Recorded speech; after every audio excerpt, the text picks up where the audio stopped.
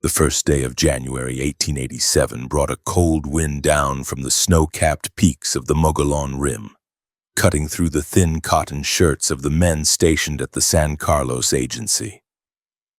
Haskay-bay-nay-ntayl, known to the soldiers and the census takers simply as the Kid, sat on the edge of a rough-hewn wooden bench outside the provost marshal's office, cleaning the mechanism of his Springfield trapdoor rifle with a piece of oil-soaked flannel. The metal was cold against his fingers, but the friction of the cloth generated a dull heat that kept his hands nimble. He was 27 years old, a prime age for a man who made his living navigating the treacherous geography of the Arizona Territory. He wore the blue wool jacket of the United States Army, the heavy fabric stiff with dust and dried sweat, but he wore it open, revealing a civilian shirt underneath. On his sleeves, the yellow chevrons of a first sergeant were stitched with precision, marking him not just as a scout, but as the highest-ranking Apache within the military hierarchy of the reservation. The San Carlos Reservation was a desolate expanse of gravel, scrub brush, and alkali flats, hemmed in by distant, jagged mountains that looked purple in the fading light.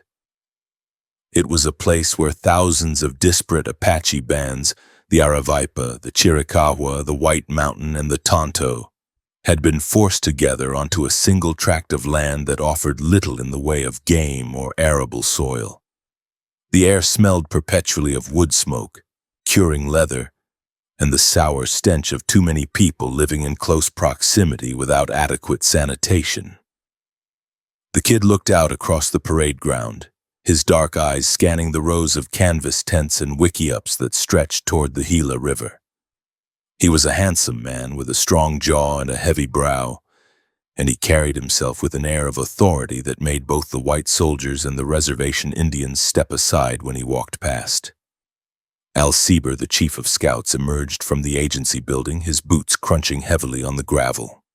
Sieber was a massive man, scarred by a lifetime of frontier warfare, his body a map of bullet holes and arrow wounds. He limped slightly, a permanent reminder of a Confederate Minié ball that had shattered his ankle years prior. Sieber stopped in front of the Kid and spat a stream of tobacco juice into the dust. He did not speak immediately, for he was a man who valued silence and observation above idle chatter. The Kid stood up, snapping his heels together, though he did not offer a formal salute. Their relationship was not one of strict military protocol, but rather a deep, functional bond forged on long patrols through waterless badlands.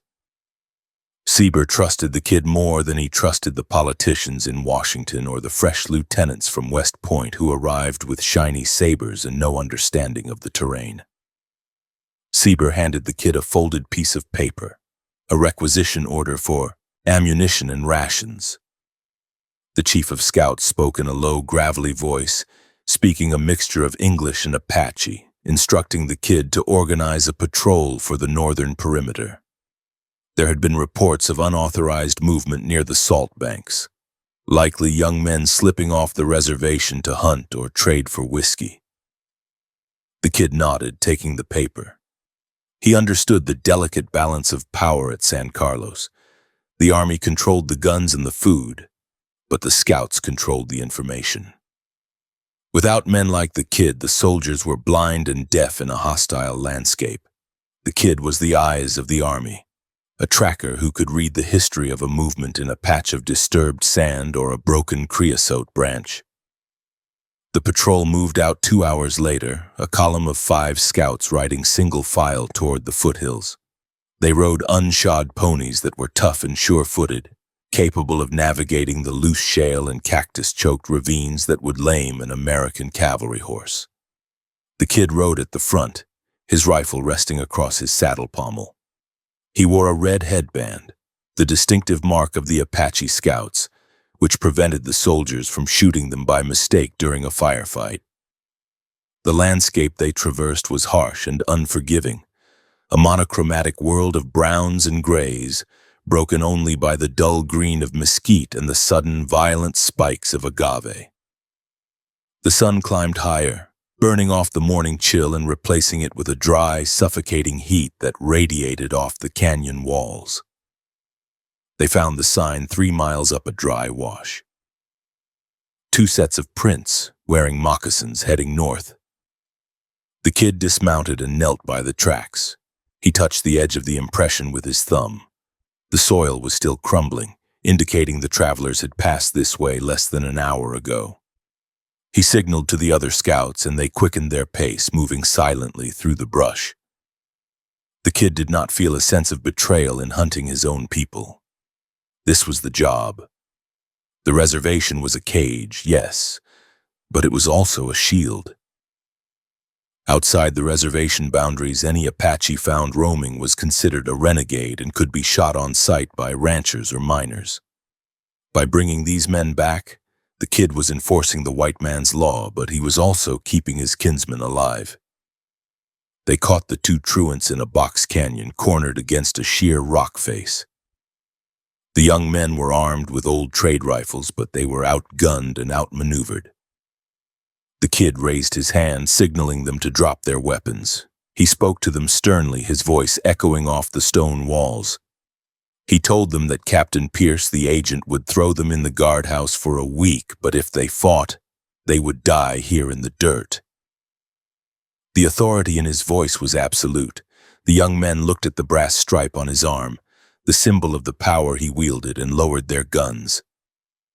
The kid rode back to San Carlos with the prisoners walking ahead of his horse, their hands bound with rawhide thongs. He felt the weight of their resentment, the way they stared at the ground to avoid looking him in the eye, but he remained impassive. He was the sergeant. He did what was necessary. February brought rain, cold sleet that turned the agency grounds into a quagmire of sticky adobe mud. The rations issued by the government were shrinking. The beef was lean and stringy, the flour full of weevils. Tension simmered in the camps. The older chiefs grumbled by their fires, remembering the days when they roamed the Sierra Madre without asking permission to cross a river. The kid spent his days mediating disputes, translating grievances for the agent, and ensuring the scouts remained disciplined. He lived in a tent near the scout mess, separate from the main camps. He had access to better food, coffee, and tobacco. He had money in his pocket, $25 a month, a fortune compared to the nothingness possessed by the ration-dependent families. This separation bred respect, but it also bred distance. He walked in 2 worlds, fully belonging to neither. During this time, the bond between the kid and Al Sieber deepened. Sieber was an exacting taskmaster, a man who accepted no excuses for failure. When a scout arrived late for roll call, Sieber would knock him down with a fist like a sledgehammer. When a rifle was found dirty, Sieber would break the stock against a rock. Yet with the kid, Sieber showed a rough paternalism. They would sit together in the evenings on the porch of the headquarters, smoking pipes as the sun went down. Sieber would tell stories of the Civil War, of Antietam and Fredericksburg, and the kid would listen, absorbing the tactics and the mindset of the white soldiers. In return, the kid explained the complex web of clan affiliations and blood feuds that ran beneath the surface of the reservation life. Sieber relied on the kid to know which families were feuding, which medicine man was stirring up trouble, and who was brewing tiswin. Tiswin was the scourge of the reservation. It was a fermented drink made from corn or mescal, a thick, sour beer that induced a violent, brooding intoxication. The army had strictly forbidden its manufacture and consumption, fearing that drunk Apaches would lead to riots or breakouts. Enforcing this ban was the most dangerous part of the kid's duties. To raid a Tiswin camp was to insult the hosts and invite violence. Yet the kid led these raids with a stoic efficiency. In mid-March, he led a detail to the camp of a sub-chief named Toga de Chuz. The air in the wickiup was thick with the yeasty smell of fermenting mash. The kid kicked over the clay pots, spilling the gray liquid into the fire, causing it to hiss and steam. The men in the tent shouted curses, their eyes red with drink and rage, but they did not attack. The kid stood with his hand on his revolver, his face a mask of stone. He arrested the ringleaders and dragged them to the guardhouse, ignoring the wailing of their wives. The trust Captain Pierce and Al Sieber placed in the kid was not merely a matter of convenience. It was a matter of survival. The garrison at San Carlos was undermanned. The cavalry troops were spread thin across hundreds of miles of territory. The Apache scouts were the glue holding the reservation system together. The kid held the keys to the government storehouse and the ammunition locker. He could walk into the agent's office without knocking. He was often given charge of the agency when Sieber was away on business in Globe or Tucson. This level of trust was unprecedented for an Indian in the Arizona Territory, a place where racism was as hard and entrenched as the Granite Mountains. To the white settlers, an Apache was a savage, a wolf that could never be tamed. But to Sieber, the kid was a soldier, a man who had proven his loyalty 100 times over. April arrived with the blooming of the ocotillo, the long spiny canes tipped with flame-red flowers. The heat began to assert itself in earnest. The nights were no longer cold, but pleasantly cool. The kid requested leave to visit his family camp on the Aravaipa River 30 miles to the southeast. His father, Toga de Chuz, lived there. It was a common name, shared by the man he had arrested weeks before. But this was his blood father. The kid rode out alone, enjoying the solitude of the trail. The Aravaipa Canyon was a lush oasis compared to the bleakness of San Carlos. Sycamore and cottonwood trees lined the creek, their bright green leaves providing deep shade. The water ran clear over smooth stones. At the family camp, the kid shed his blue coat. He wore only his breechclout and moccasins, allowing the sun to touch his skin. He sat with his father and his relatives, eating roasted venison and tortillas. They spoke of the old days before the soldiers came, but the conversation always circled back to the present reality.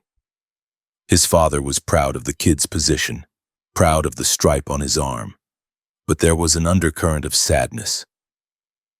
The kid was serving the men who had conquered them. He was the jailer of his own kin. The kid argued that this was the only way to survive. The war was over. Geronimo was in Florida, a prisoner.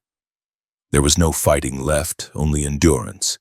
By serving as a scout, he ensured his family had extra rations, blankets, and protection. During this visit, the kid attended a dance. The drums beat a steady, hypnotic rhythm that echoed off the canyon walls. The women sang in high, keening voices. The kid danced, his body moving in time with the chant, his boots kicking up dust. For a moment, the discipline of the army, the inspections, and the orders faded away. He was simply Haskay-bay-nay-ntayl, a man of the Aravaipa. But even as he danced, he kept his rifle within arm's reach. He never let his guard down completely. He knew that violence could erupt from anywhere, from a drunken brawl, from a jealous rival, or from a white rancher looking for trouble. He returned to San Carlos 3 days later, reporting immediately to Sieber. The chief of scouts was preparing for a trip.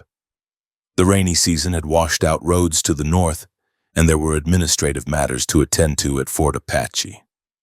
Sieber called the kid into his office. The room was cluttered with maps, ledgers, and bridles. Sieber looked tired. The pain in his leg was worse than usual, exacerbated by the damp weather of the previous months.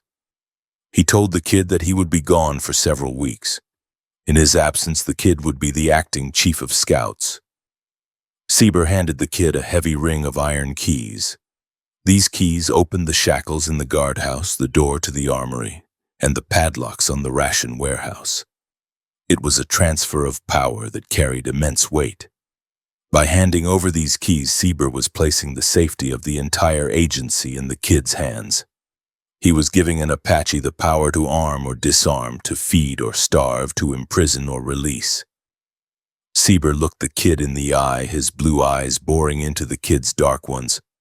He told the kid to keep a tight lid on the Tiswin.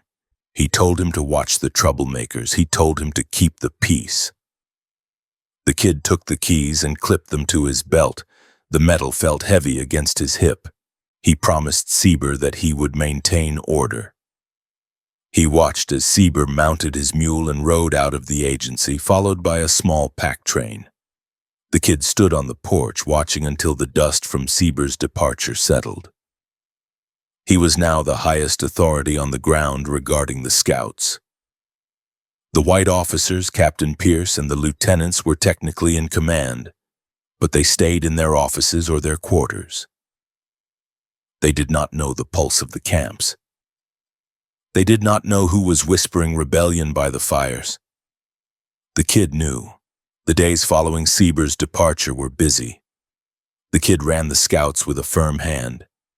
He organized daily patrols, inspected the guard posts, and mediated disputes over water rights and stolen horses. He was rigorous, fair, and unrelenting.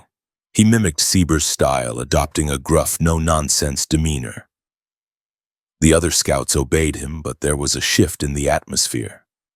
With Sieber gone, the fear that kept the more volatile elements of the reservation in check began to wane. The whiskey traders became bolder, slipping onto the reservation lands at night. The Tiswin pots began to bubble in hidden ravines. One afternoon, the kid sat in the scout mess drinking black coffee. A messenger arrived from the Aravaipa camp, a young boy on a sweating pony. He brought news from home. There was to be a great gathering, a social dance and a feast. His father, Toga de Chuz, wanted him to come. There would be girls there, the messenger said with a shy smile, and plenty of food. The kid hesitated. He was on duty. He had the keys. But the agency was quiet. The reports were all clear. He had not seen his extended family since the previous month. The pull of kinship was strong. He decided he would go just for a few days. He would leave a reliable corporal in charge of the keys. He would return before Sieber got back. He went to Captain Pierce's office to request a pass. Pierce was a reasonable man, a career officer who wanted to keep the Apaches content. He saw no harm in the first sergeant visiting his father. He signed the pass, scribbling his signature on the bottom of the printed form. The kid took the paper, folded it carefully, and placed it in his shirt pocket. He did not know it then, but this piece of paper was the last official order he would ever receive as a soldier of the United States.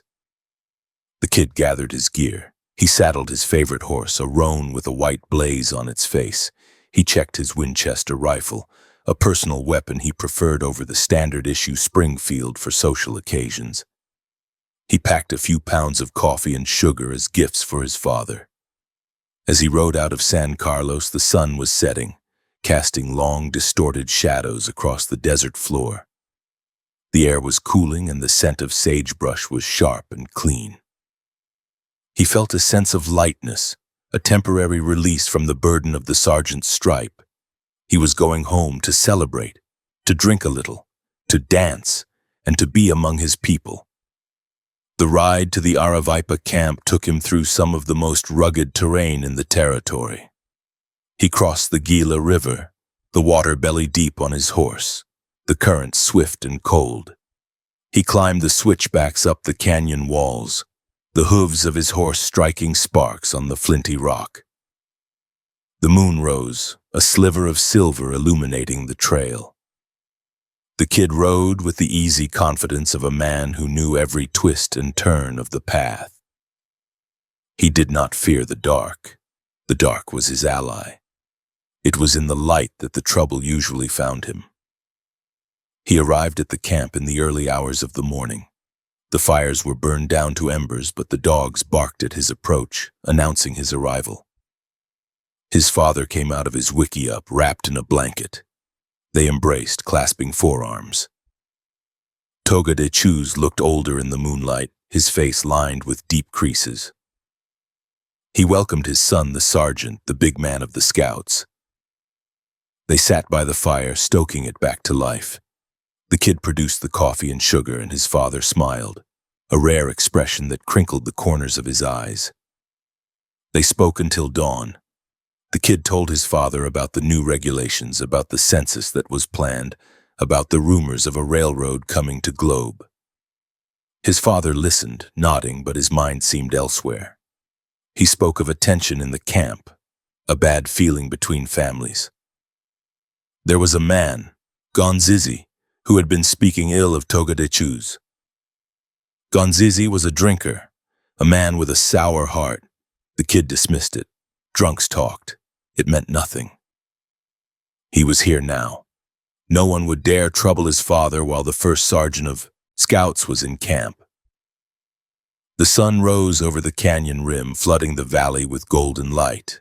The camp stirred to life. Women went to the creek to fetch water. Children ran through the brush, chasing lizards. The smoke of cooking fires rose in straight columns into the still air. It was a peaceful scene, a snapshot of Apache life that seemed timeless and enduring. The kid felt the tension of San Carlos draining away. Here he was not the enforcer of white laws. He was a son, a brother, a member of the tribe. But the peace was an illusion. Underneath the domestic tranquility, the old hatreds and the new desperate urge for escape were boiling. The tiswin was already fermenting in the hidden jars. The grievances were being sharpened like knives. The kid had left the keys and the stripe behind, mentally if not physically. But he could not escape the violence that permeated the territory. He had spent his adult life tracking killers, binding men in chains, and watching the light go out of their eyes. He thought he was the master of that violence, that he could control it with a badge and a gun. He was wrong. The violence was a living thing, and it was waiting for him in the shadow of the canyon walls. The days of the trusted scout were drawing to a close, and the time of the renegade was about to begin. The desert, which had been his workplace, was preparing to become his battlefield, and the killing floor was already being swept clean for the blood that was to come. The middle of May 1887 brought a sweltering, stagnant heat to the depths of Aravaipa Canyon. The air hung heavy between the rock walls, trapped and motionless, carrying the pungent yeasty aroma of fermenting corn. In a secluded clearing, shielded from the view of the main trail by a thicket of mesquite and catclaw acacia, 5 large clay ollas sat in the shade, their contents bubbling with a gray, frothy scum. The women had ground the corn days before, soaking it until it sprouted, then crushing the sprouts and boiling the mash with water and secret roots to accelerate the process. This was tiswin. It was not merely a beverage, it was a catalyst, a thick, sour slurry that provided sustenance and a brooding, volatile intoxication, unlike the sharp drunk of whiskey. Haskay-bay-nay-ntayl sat near the fire, the brass buttons of his first sergeant's jacket unbuttoned to the sternum, his service revolver heavy against his hip. The discipline of San Carlos seemed 1,000 miles away, dissolved by the rhythmic beating of the water drums and the chanting that had been going on since sunset. He held a tin cup filled with the opaque liquid, drinking deeply. The taste was familiar, earthy and sharp, coating his throat with a gritty residue. Around him, the other scouts who had accompanied him, men like Sayas, Hale, and Pashtenta, were also drinking, their laughter growing louder and their gestures more exaggerated as the night wore on. They were still technically on leave, their passes signed by Captain Pierce tucked away in pockets or saddlebags. But the line between soldier and warrior was blurring with every cup. The gathering was meant to be a celebration, a reunion of the Aravaipa band, but the undercurrent of tension that the kid's father, Togadechuz, had warned of was palpable. The flickering firelight cast long, jumping shadows against the canyon walls, distorting the faces of the dancers into grotesque masks. Toga sat opposite the kid, his face flushed, his eyes bright. He had been drinking steadily since the first Ola was breached. The old man was speaking loudly, boasting of his son's rank, of the power their family held because of the kid's position near the white chief Sieber. It was the talk of a proud father, but in the context of the reservation's claustrophobic politics, it was also a challenge. Sitting in the shadows beyond the main circle was Gonzizi. He was a man with a narrow, scarred face and eyes that constantly darted around the camp, assessing threats and opportunities. Next to him sat his brother, a man known to the scouts simply as Rip. They were not drinking with the celebratory abandon of the others. They sipped their tiswin slowly, watching Toga with a cold, predatory intensity. There was bad blood here, a history of slights and disputes over women and horses that stretched back years, festering in the confinement of the reservation system. The alcohol stripped away the veneer of civility that the army enforced. Here, in the dark of the canyon, the old laws were beginning to reassert themselves. The argument began over nothing tangible. A spilled cup, a misinterpreted look, a laugh that sounded too much like a sneer. Toga stood up, swaying slightly, and pointed a finger across the fire at Gonzizi. He shouted something about cowardice, about a debt unpaid. The drums stopped. The chanting died away, replaced by the crackling of the fire and the heavy breathing of men on the edge of violence. The kid set his cup down carefully in the dirt. He watched Gonzizi rise, his hand moving toward the folds of his blanket. The movement was fluid, practiced. The kid started to rise, his hand going to his holster, but he was slow, his reflexes dulled by the tiswin and the heat. A gunshot shattered the silence of the canyon.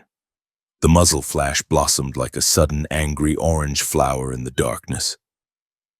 Toga jerked backward as if kicked by a mule. A dark hole appeared in the center of his chest, destroying the intricate beadwork of his shirt. He collapsed into the dust, his legs twitching once before going still. The smell of burnt black powder mixed instantly with the sour smell of the beer. Silence held the camp for the space of a single heartbeat. Then the women began to scream. The kid stared at his father's body. The world narrowed down to a tunnel vision of absolute clarity. The army regulations, the sergeant's stripes, the long talks with Al Sieber about justice and law, all of it evaporated. In the Apache worldview, there was no court, no judge, no jury for a crime of this magnitude. There was only balance. Blood had been spilled and the earth cried out for equal measure. If a man killed your father, you did not arrest him. You killed him.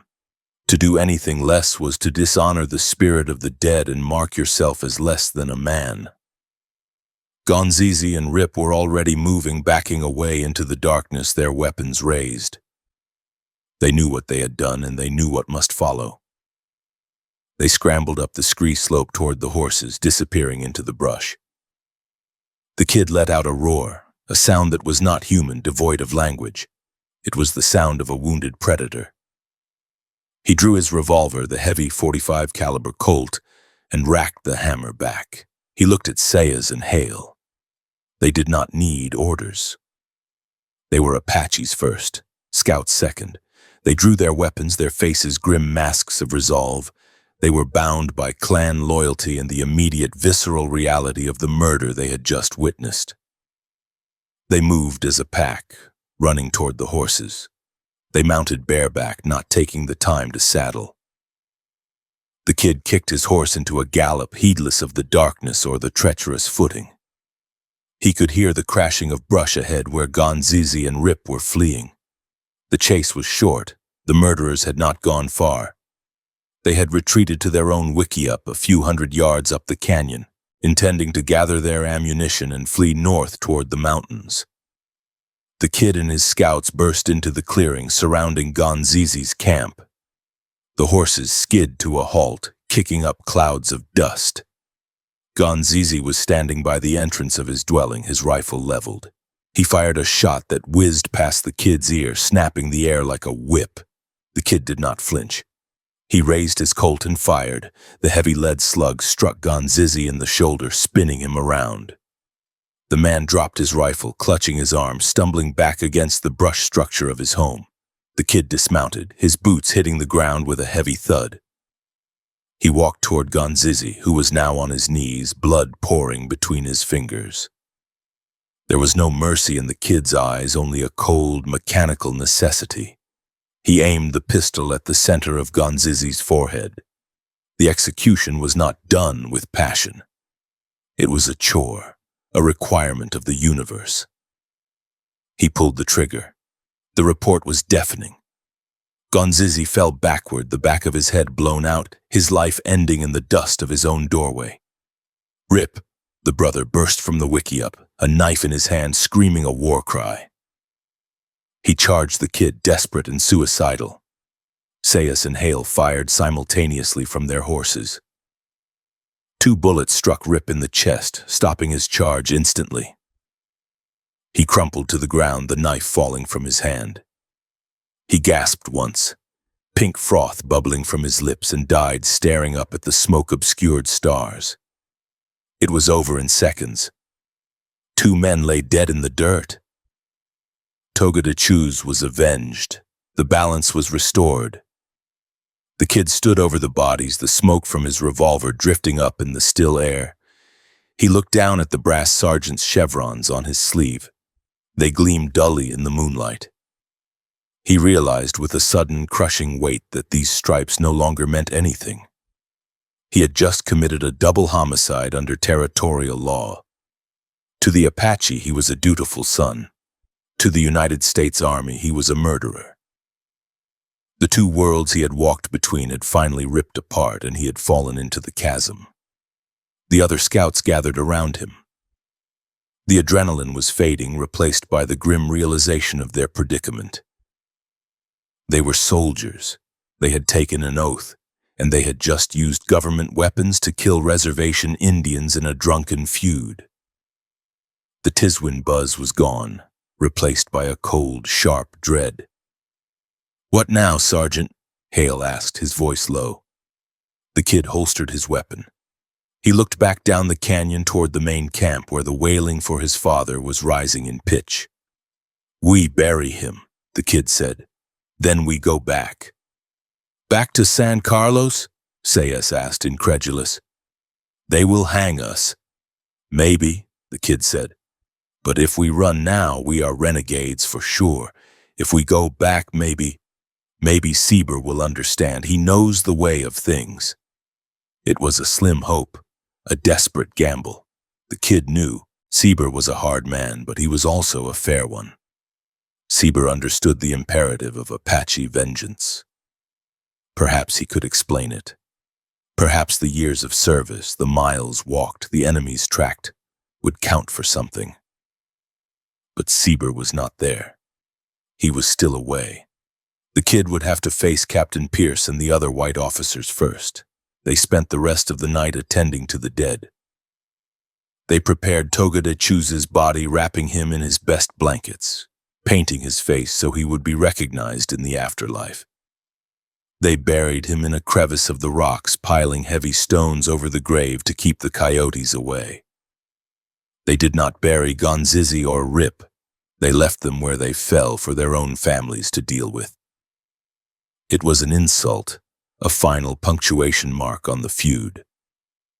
As dawn broke over the rim of the canyon, painting the sky in violent hues of purple and orange, the kid and his 4 companions mounted their horses. They were hungover, exhausted, and stained with the blood of their kin. They turned their mounts toward the San Carlos road. The ride back was a funeral procession of the living. They did not speak. The gravity of their actions settled on them like a physical weight. Every mile they rode toward the agency was a mile closer to judgment. The heat of the day returned, relentless and oppressive.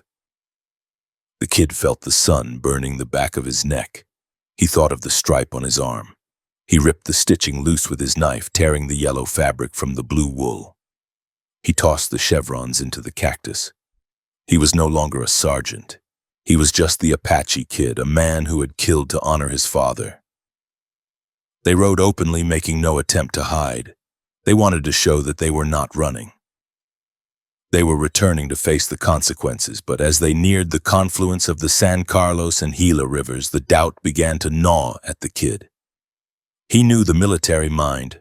Rules were iron. Exceptions were rare. He had broken the cardinal rule. Do not kill on the reservation. By the time the white buildings of the agency came into view, shimmering in the heat haze, the kid's face had hardened into a mask of stoic indifference. He checked his weapons, not to use them, but to ensure they were secure. He would surrender them if asked. He would tell the truth. He would say that his father was murdered and that he did what any man would do. If the white man's law could not understand that, then the white man's law was flawed. He did not know that the telegraph wires had already been humming. News traveled fast in the territory, often faster than horses. The agency was already on alert. Men were watching the road with field glasses. The kid was riding into a trap of his own making, a collision of cultures that would leave him shattered and exiled. The killing floor of the desert had claimed its first victims, but it was hungry for more. The kid rode on, his back straight, his eyes fixed on the horizon, riding toward a destiny that would strip him of his humanity and turn him into the monster the newspapers would later claim he always was. June 1st, 1887, dawned with a deceptive stillness over the San Carlos agency. The sun rising like a white-hot coin hammered into the iron sky. The heat was already rising in shimmering waves off the parade ground, distorting the shapes of the distant barrack buildings. Al Sieber, having returned from his excursion to Fort Apache only hours prior, sat on a canvas camp stool outside his large tent, nursing a tin mug of coffee that had gone tepid. His leg, the one injured years ago in the Civil War, throbbed with a dull, insistent ache, a barometer for the pressure building in the atmosphere. He watched the southern horizon, his blue eyes narrowed against the glare, waiting for the dust cloud that would announce the return of his wayward first sergeant. The telegraph from the substation had been brief but damning. It reported that the kid and his detail had killed Togada Chuz's murderers and were riding back in. To Sieber, the logic of the killing was clear. Apache justice demanded blood for blood, but the political reality was a suffocating noose. The Department of the Interior and the breathless newspapers in Tucson were looking for any excuse to brand the reservation system a failure. A first sergeant of scouts committing a double homicide, even a justified one by tribal standards, was a spark in a powder keg. Sieber shifted his weight, wincing as his bad ankle protested. He knew he had to disarm the kid quickly, clap him in the guardhouse, and let the military court sort out the mess before the civilian authorities could get their hooks in. At 3:00 p.m., the lookout signaled. A column of dust rose against the slate-gray backdrop of the mountains. The kid was coming in. He was not sneaking in through the wash or under the cover of darkness. He was riding down the main road, flanked by his 4 accomplices, Sayas, Hale, Pashtanta, and the others. They rode with their rifles across their saddles, their posture rigid, broadcasting a mix of defiance and resignation. Captain Francis Pierce emerged from the headquarters building, buckling his sword belt. He was a good officer, decent and level-headed, but he lacked Sieber's raw, visceral connection to the men. He walked over to where Sieber sat, his boots crunching loudly on the gravel. He asked Sieber how he wanted to handle it. Sieber spat a stream of tobacco juice onto the dry earth and stood up, grabbing his cane. He told Pierce that he would talk them down, take their guns, and march them to the brig. It had to be done by the book. No leniency. The 5 scouts rode onto the parade ground, the hooves of their ponies kicking up small puffs of alkali dust. They stopped 20 yards from Sieber's tent. The garrison was on high alert. Troopers from the 10th Cavalry were forming up near the stables, their carbines at the ready, but they held their distance. The air was thick with a silence that felt solid, heavy enough to choke on. The kid looked at Sieber.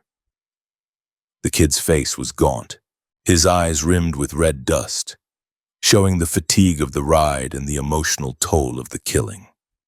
He did not salute. Sieber stepped forward, leaning heavily on his cane. He spoke in Apache, his voice carrying across the open space. He asked the kid why he had left the reservation without permission to kill. The kid replied steadily, his voice devoid of pleading. He stated that he had killed the men who murdered his father.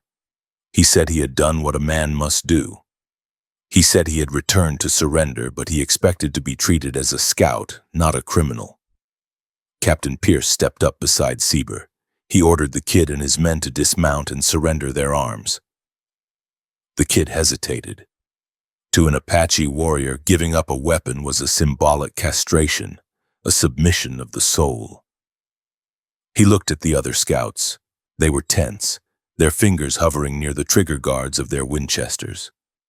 The horses sensed the tension, shifting nervously, tossing their heads and jingling the bridle chains. The kid swung his leg over his horse and dropped to the ground. He held his rifle by the barrel, stock forward, and extended it toward Sieber. It was a gesture of respect, a peace offering. Sieber reached out to take it, but as the kid surrendered his weapon, the other scouts did not move. They remained mounted, their eyes darting between the soldiers and the open desert behind them. Sieber shouted at them to get down. He barked the order, the command cracking like a whip. Someone in the group shouted back.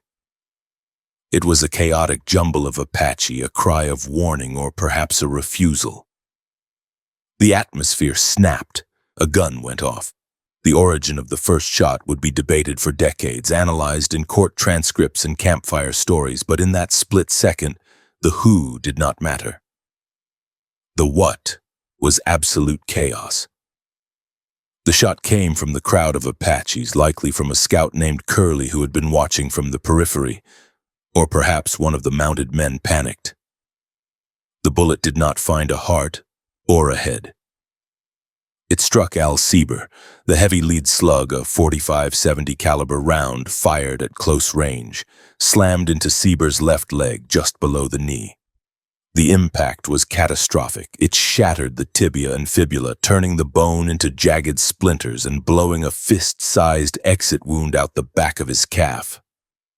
The force of the blow lifted the 200-pound man off his feet and threw him backward into the dust.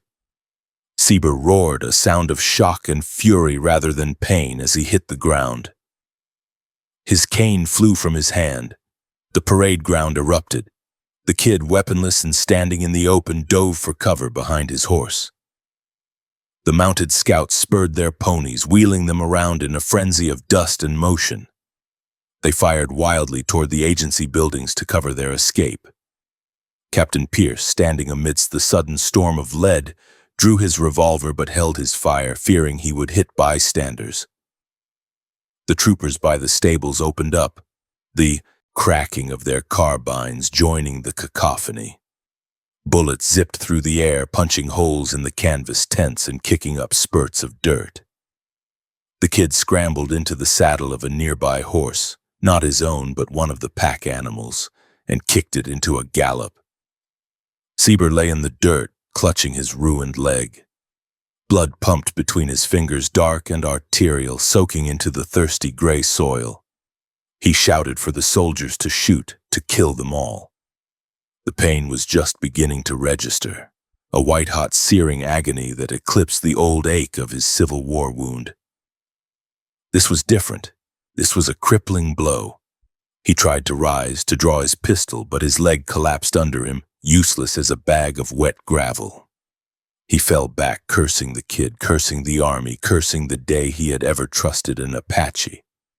The kid and his band, now numbering nearly 15 men as others joined the flight on impulse, tore out of the agency grounds, heading north toward the San Carlos River. They rode low over the necks of their horses, screaming defiance. They had not planned a breakout. They had not planned a firefight. But the bullet that shattered Sieber's leg had also shattered the tenuous peace of the reservation. There was no going back now. They were no longer scouts. They were renegades. The dust cloud from their departure hung in the air long after the hoofbeats faded. Silence returned to the agency, but it was a different kind of silence. The stunned, ringing silence of a battlefield. Men ran to Sieber. They cut away his boot, which was filled with blood. The sight of the wound was gruesome. The foot dangled at a sickening angle, attached only by shreds of muscle and skin. Sieber ground his teeth, sweat popping out on his forehead, his face turning the color of ash. He looked at the direction the kid had fled. The look in his eyes was terrifying. It was the look of a man who had been betrayed by a son. The post surgeon arrived with his bag, his face grim. He called for a stretcher. They lifted the chief of scouts, the most feared tracker in the territory, and carried him toward the hospital tent. Sieber did not lose consciousness. He directed the pursuit even as he was carried away, shouting orders to Lieutenant Johnson to saddle the troop and run them down. He told them to watch the water holes. He told them the kid would head for the high rocks.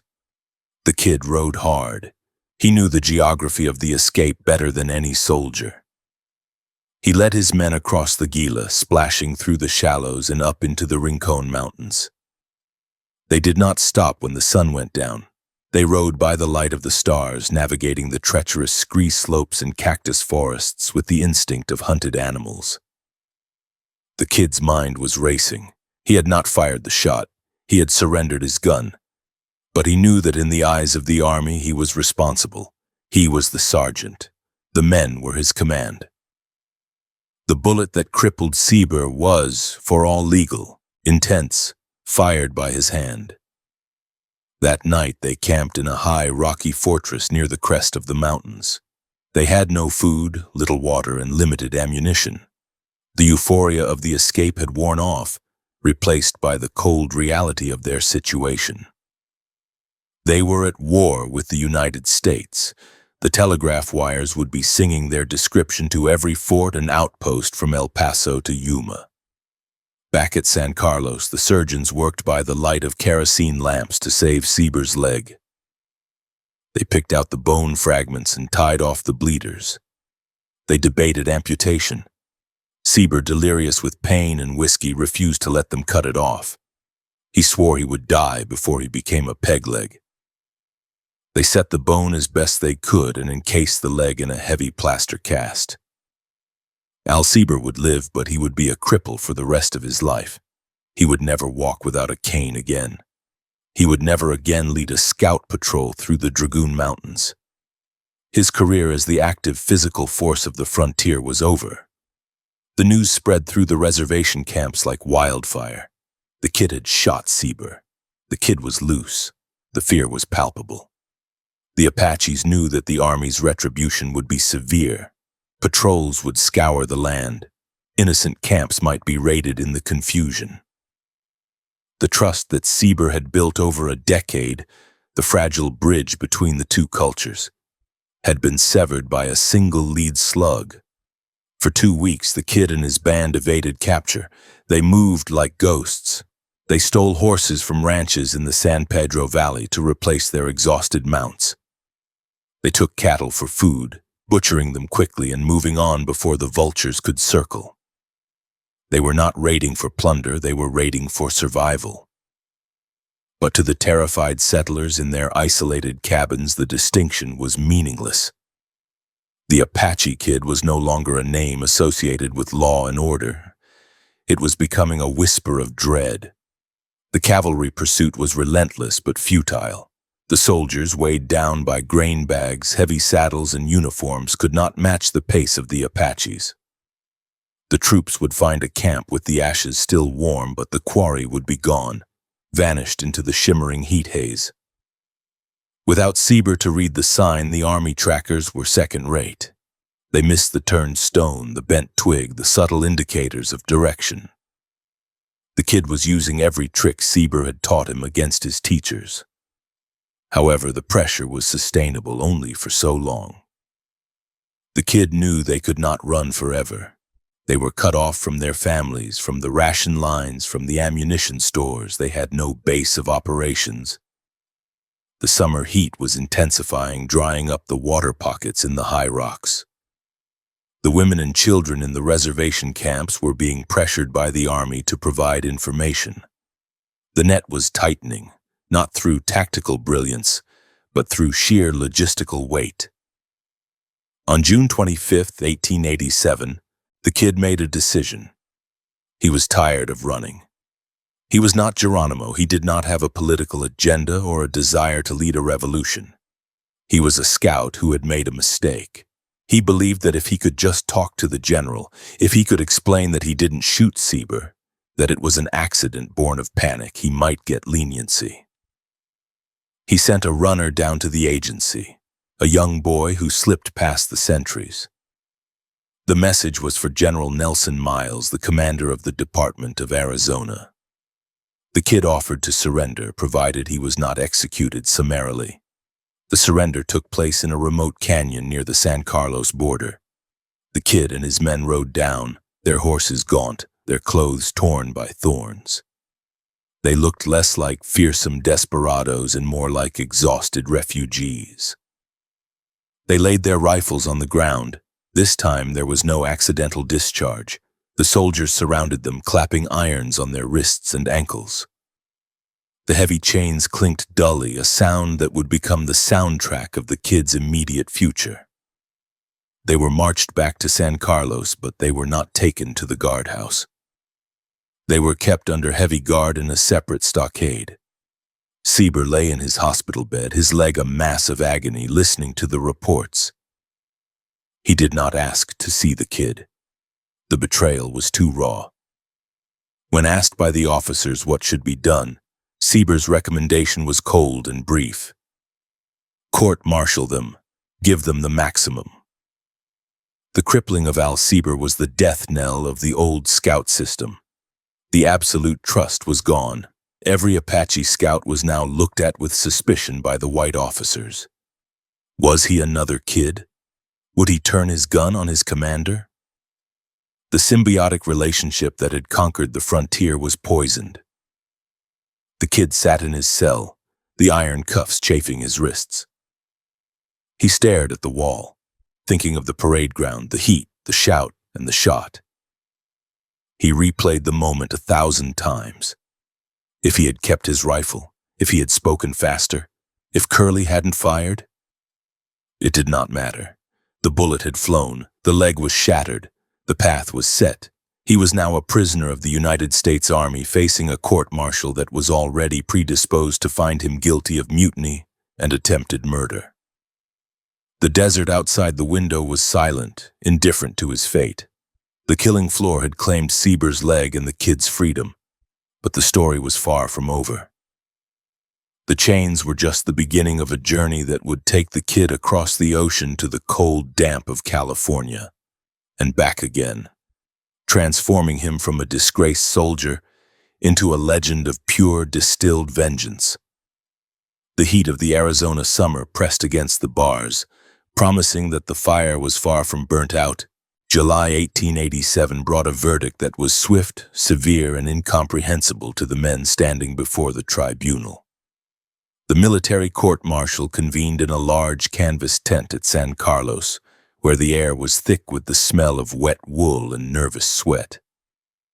The officers sat behind a folding table covered in green baize, their faces stern and impassive. Haskay-bay-nay-ntayl, stripped of his rank and now just a prisoner known as the Kid, stood alongside his 4 companions. Sayas, Hail, Pashtanta, and Stick in the Mud. They wore leg irons that clanked with every shift of weight, a constant metallic reminder of their fall from grace. The charge was mutiny and desertion in the face of the enemy. The Kid listened to the translator, the words flowing over him like a dry wind. He had not mutinied, he reasoned. He had surrendered. He had not deserted. He had gone to bury his father. But the nuances of Apache filial piety held no weight in a court governed by the Articles of War. The sentence was delivered with the hammer-blow finality of a gavel. Death by musketry. The kid remained stoic, his face a mask of bronze indifference, though his heart hammered against his ribs. The silence in the tent was absolute. However, the bureaucracy of the United States Army was a slow and grinding machine. General Nelson Miles, the man who had accepted the surrender of Geronimo, reviewed the case. He saw the complexities, the provocation of the Tiswin feud, and the previous loyal service of the Scouts. He commuted the sentence. They would not face the firing squad. Instead, they were sentenced to 10 years of hard labor in a military prison. To a man of the open desert, 10 years in a stone box was a death sentence of a different kind. In August, the prisoners were loaded onto a wagon, their chains bolted to the floorboards. They were transported to the railhead where the iron horse waited.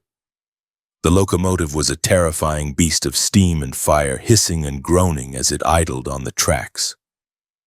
For men who had spent their lives measuring distance by the gait of a pony or the stride of a moccasin, the train was a disorienting assault on the senses. They were shoved into a secure car, the windows barred with heavy iron grates. As the train lurched forward, the familiar landscape of Arizona, the saguaro sentinels, the purple mountains, the dry washes began to slide away, replaced by a blurring panorama of a world they did not know. The journey west took them across the burning Mojave, a land even harsher than their own, and then up into the Tehachapi Loop, where the train coiled upon itself like a snake. The air grew cooler. The vegetation changed from scrub brush to golden grass, and then to the towering oaks of the California valleys. Finally, the air turned wet and heavy, carrying a scent of salt and decay that stung their nostrils. They arrived in San Francisco, a sprawling hive of humanity, noise, and wooden buildings that seemed to pile atop one another. They were marched from the train to a wharf, the fog swirling around their ankles like cold smoke. A boat waited to take them across the gray, churning water of the bay. In the distance, rising from the mist, was the island, Alcatraz. It was a fortress of rock and concrete, grim and gray, devoid of the vibrant colors of the Southwest. It looked like a tomb floating on the water. The kid stepped onto the dock, the damp cold penetrating his thin prison uniform instantly. This was a cold unlike the winter snows of the Mogollon Rim. This was a wet, seeping cold that got into the bones and stayed there. The processing at Alcatraz was dehumanizing. They were stripped, washed with lye soap, and issued rough wool uniforms that scratched the skin. Their hair, the source of pride and spiritual connection, was sheared close to the scalp.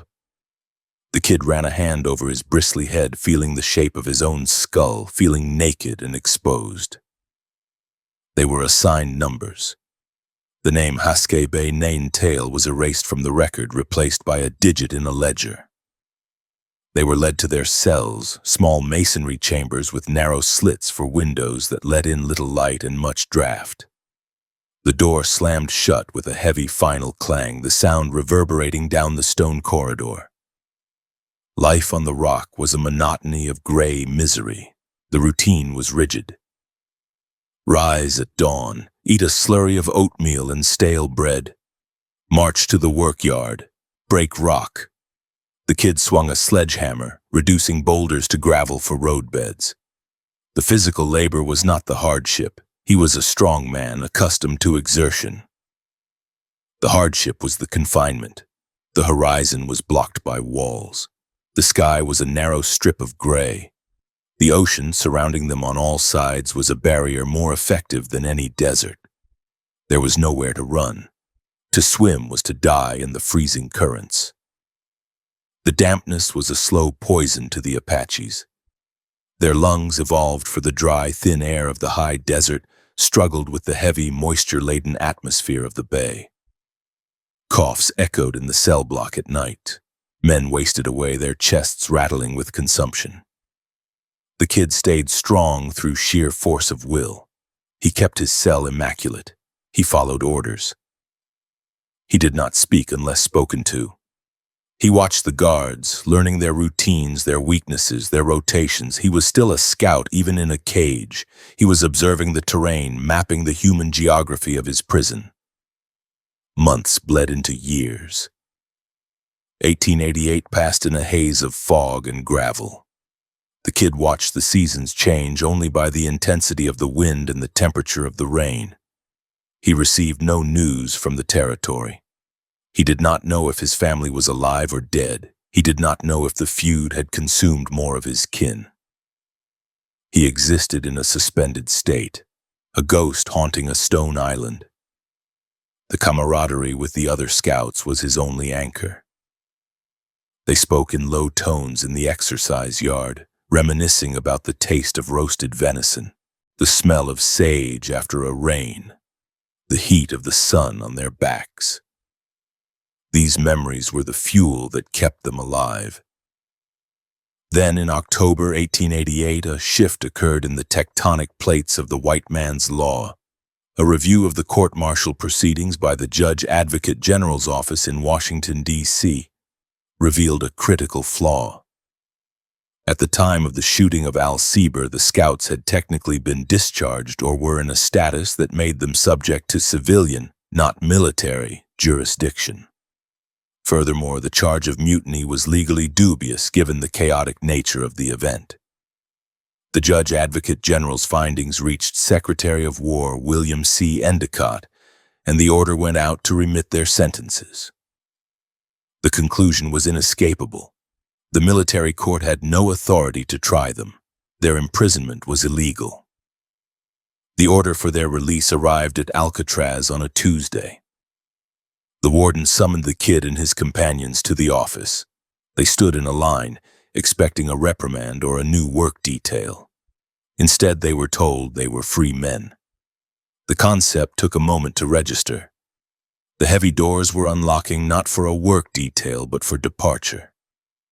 The Army issued them civilian suits, cheap, ill-fitting garments of scratchy tweed, and a ticket for the Southern Pacific Railroad back to Arizona. They were given the few dollars of back pay owed to them. The boat ride back to San Francisco was surreal. The city, which had been a terrifying blur upon arrival, now looked like a gateway. The train ride east was a reversal of the nightmare.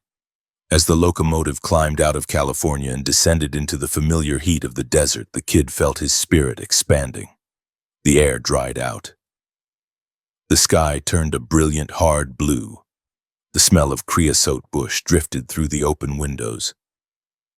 He was going home. He believed the slate was wiped clean. The white man's War Department had spoken.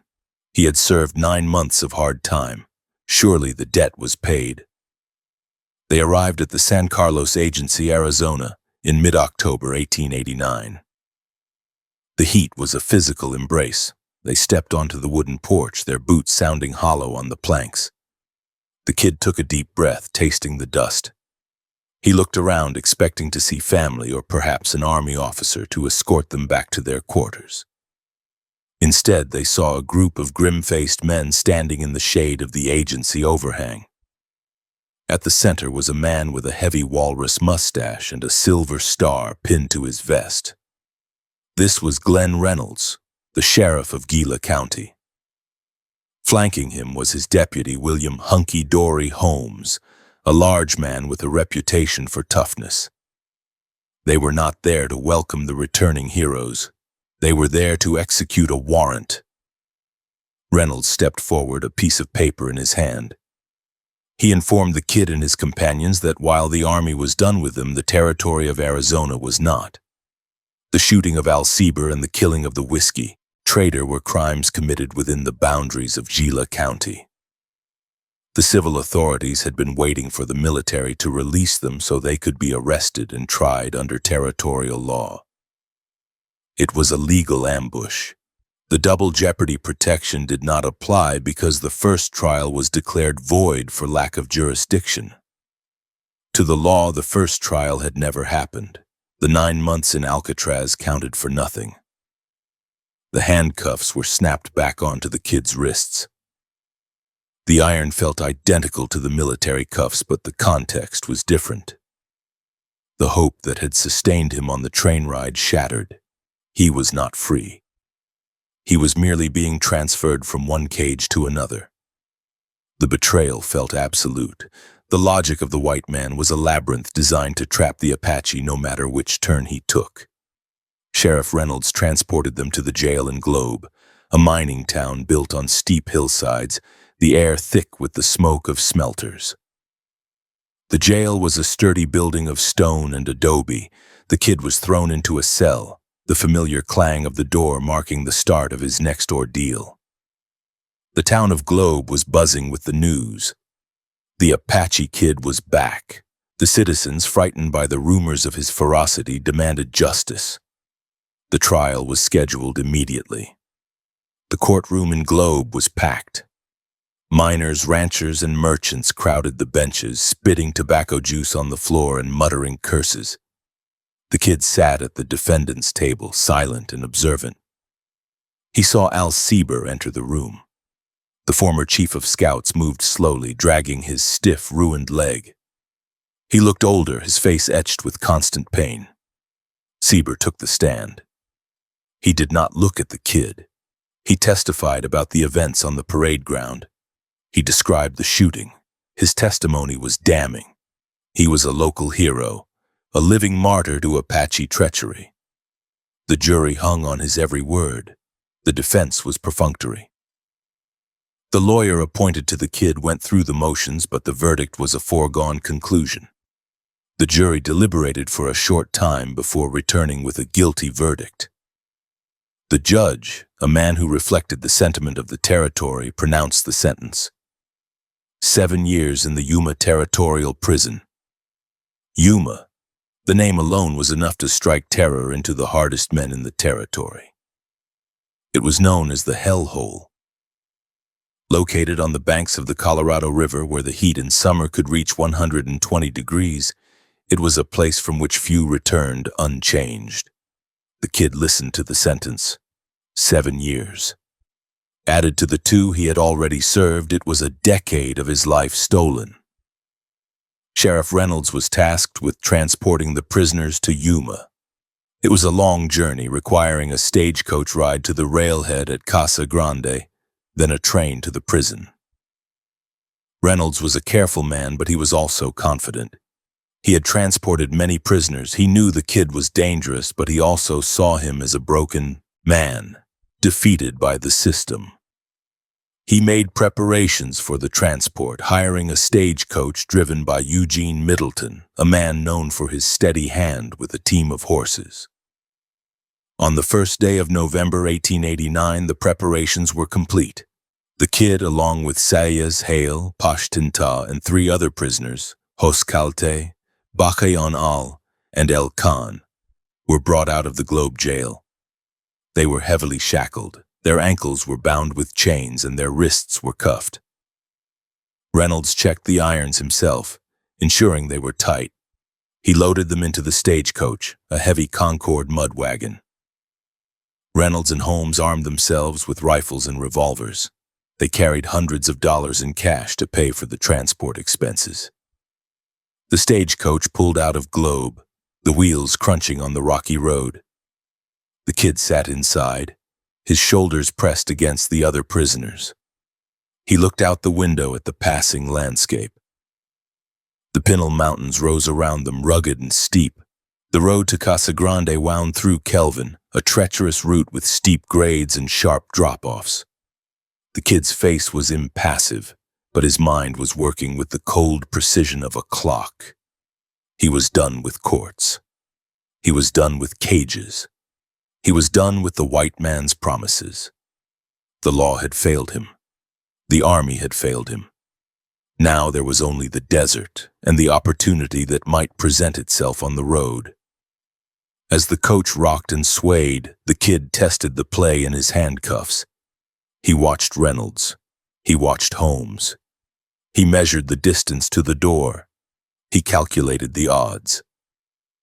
The despair of Alcatraz had burned away, replaced by a hard, crystalline resolve. He would not go to Yuma. He would die first, or he would kill. The killing floor was waiting, and the stagecoach was rolling directly toward it. The chains that bound him were heavy, but the will to break them was heavier. The next day, November 2nd, would see the final shattering of the Apache Scout, and the birth of the legend that would haunt the nightmares of the territory for a generation. The islands of the coast were behind him. The ocean of sand and blood lay ahead. The second day of November 1889 began in the damp, pre-dawn chill of the Gila River bottomlands. At the Riverside Station, a lonely adobe outpost situated 40 miles from Globe, the stagecoach horses stamped their hooves against the hardened mud, their breath pluming in the cold air. Sheriff Glenn Reynolds was awake before the sun, checking the cinches on the team and ensuring the shackles on his 7 prisoners were secure. The atmosphere was grim and utilitarian. This was merely the second leg of a long haul to the Yuma Territorial Prison, a logistical hurdle that Reynolds approached with the practiced efficiency of a lawman who had survived the worst the territory could offer. Inside the station, the prisoners ate a sparse breakfast of beans and coffee. Haskay-bay-nay-ntayl, the kid, sat apart from the others to the extent that his chains allowed. He was handcuffed to Haskay, a lean warrior whose face was a map of resignation. The other 5 prisoners, Sayas, Hale, Pashtenta, Bakional, and El Khan, ate in silence, their eyes moving constantly, tracking the movements of Deputy William Hunky-Dory Holmes. Holmes, a stout man with a jovial name that belied his serious profession, checked the load of his rifle, a lever-action Winchester, and patted the heavy Colt revolver on his hip. He seemed confident, perhaps too confident, buoyed by the successful first day of travel. The stagecoach, a heavy Concorde model driven by Eugene Middleton, was loaded shortly after dawn. The vehicle was designed to carry passengers in relative comfort, but today it was a rolling cage. The prisoners were packed inside, a tangle of limbs and iron. Reynolds and Holmes took their positions. Reynolds sat inside with the prisoners initially, while Holmes sat up top with Middleton on the box, scanning the road ahead. The route for the day would take them from the river valley up into the tortuous terrain of the Mescal Mountains, a landscape of jagged rhyolite and prickly pear that offered 1,000 places for an ambush, though the threat Reynolds feared was not from without, but from within. The road out of Riverside was flat for the first few miles following the course of the Gila River. The sun crested the mountains, burning off the morning mist and revealing the stark brown grandeur of the desert. The heat began to build, warming the interior of the coach until it smelled of sweat, leather, and unwashed bodies. The kid watched the landscape slide by through the open window. He knew this country intimately. Every wash and ridge was a known quantity. He knew that soon they would reach the Kelvin Grade, a steep, punishing incline where the road climbed sharply out of the valley to traverse the high ridges. By mid-morning, the coach reached the foot of the grade. The road turned upward, a narrow ribbon of dirt cut into the side of the hill. The horses, already tired from the morning's pull, slowed to a laboring walk. Their flanks heaved, wet with lather, and their hooves slipped on the loose gravel. The heavy coach creaked and groaned under the strain. Middleton shouted encouragement to the team, cracking his whip over their heads, but the gradient was relentless. The wheels ground into the soft earth, the vehicle moving slower than a man could walk. Middleton called down to Reynolds, shouting that the load was too heavy for the team on this grade. If they wanted to make the ridge without killing the horses, they needed to lighten the weight. Reynolds assessed the situation. He was a horseman, and he understood the physics of the problem. He made a decision that would be analyzed in coroner's inquests and history books for the next century. He ordered the prisoners to get out and walk. The coach halted. Reynolds unlocked the door. He ordered the kid and Haskay to remain inside. They were considered the most dangerous.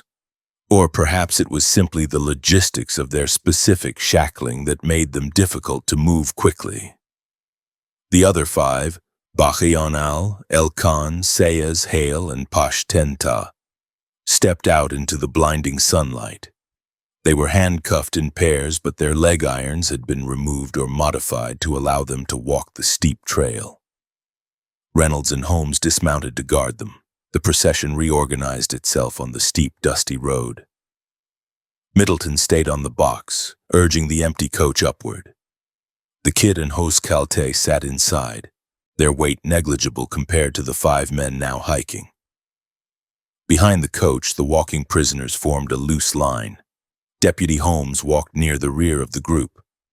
Sheriff Reynolds brought up the very rear, walking several paces behind the last prisoner. He carried a double-barreled shotgun loaded with buckshot, a devastating weapon at close range, and a revolver on his belt. Holmes carried his Winchester. The group trudged up the hill. The dust kicked up by the horses' hooves drifted back, coating the men's faces in fine gray powder. The heat was intensifying, radiating off the canyon walls. Reynolds was vigilant, but the steepness of the climb required physical exertion that dulled the edge of his attention. He watched the backs of the prisoners, looking for any sign of communication, any subtle shift in posture. But the Apaches walked with heads down, appearing submissive and exhausted. Bachianal was near the back of the prisoner line closest to Reynolds. He was a powerful man, his muscles coiled under his shirt. As the coach rounded a blind curve, obscuring the view of the road ahead and behind, the grade steepened further. Middleton cracked his whip, the horses lunging into the collars. The noise of the coach, the grinding wheels, the creaking wood, the shouting driver created a chaotic acoustic mask. At a specific moment, determined by a silent signal or perhaps just the perfect alignment of opportunity, the dynamic shifted. Bachianal stopped suddenly, feigning a stumble or simply ceasing his forward motion. Reynolds, reacting instinctively to keep the prisoner moving, stepped forward, closing the critical gap of safety. In that fraction of a second, Bachianal spun around. The handcuffs on his wrists became a weapon. He swung his arms in a violent arc, bringing the heavy iron chain down on Reynolds' head or shoulders, or perhaps grappling for the shotgun. Simultaneously, Elkan and the others turned on Holmes. The deputy, caught off guard and winded from the climb, tried to bring his rifle to bear. The attack was a sudden, exploding violence of desperate men. Bachianal wrestled with Reynolds. The sheriff was a strong man, but the surprise was total. He fired one barrel of the shotgun, the roar deafening in the confined space of the canyon. But the shot went wild, tearing into the sky or the dirt. The weapon was wrenched from his grip. Bachianal, now in possession of the shotgun, did not hesitate. He leveled the weapon at Reynolds. The sheriff, realizing his fatal error, turned to run or dodge. Bachianal pulled the trigger of the second barrel. The charge of buckshot struck Reynolds in the back of the neck and head. The impact was instant and catastrophic. Glenn Reynolds, the man who had survived Apache wars and frontier law enforcement, fell dead into the dust of the Kelvin Grade, his life extinguished by his own weapon. Holmes, seeing his superior fall, panicked. He fired his pistol, the shot going wide before he was swarmed.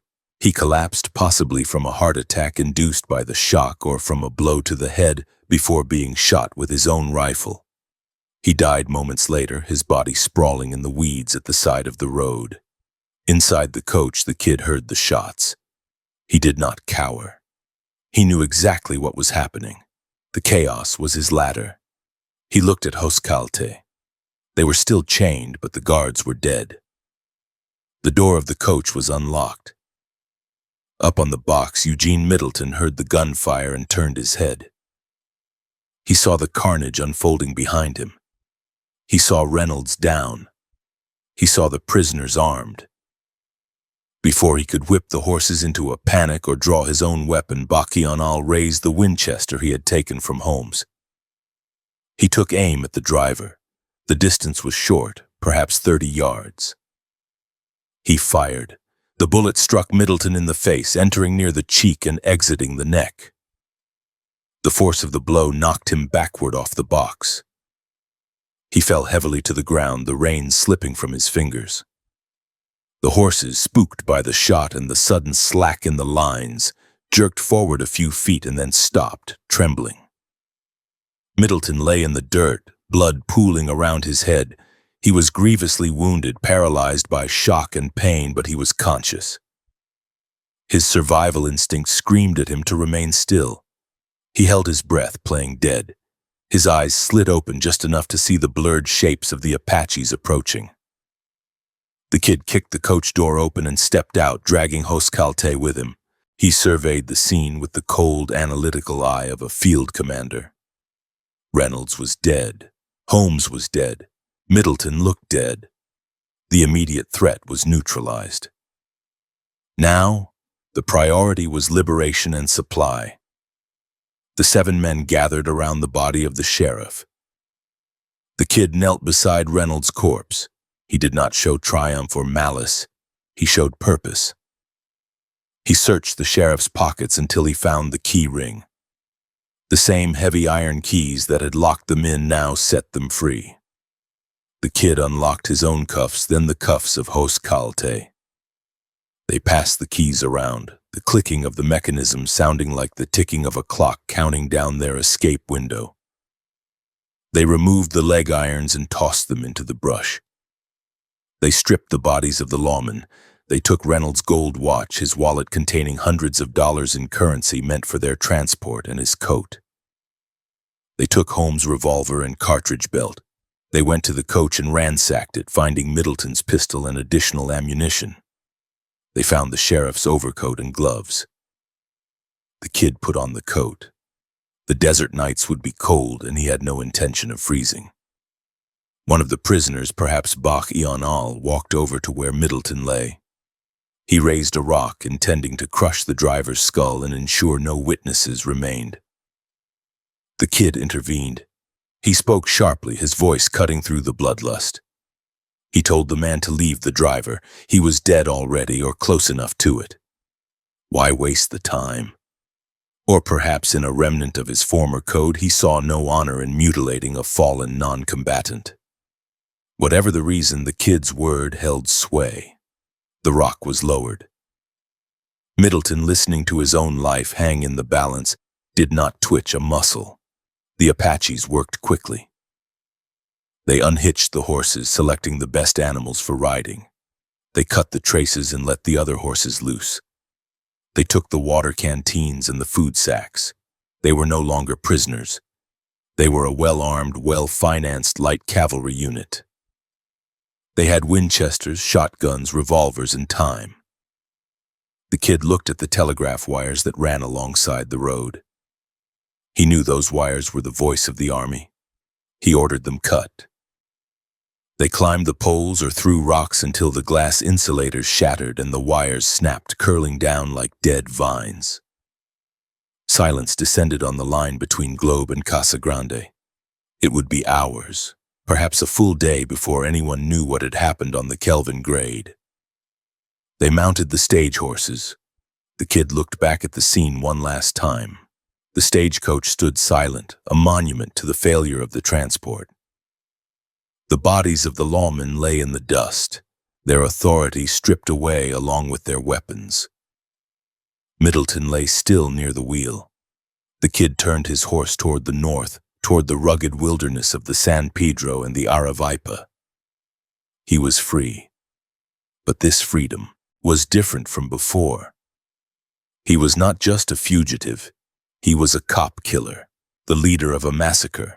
The line he had crossed was not just legal, it was moral and absolute. They rode out, leaving the road and heading into the broken country where tracks were hard to follow.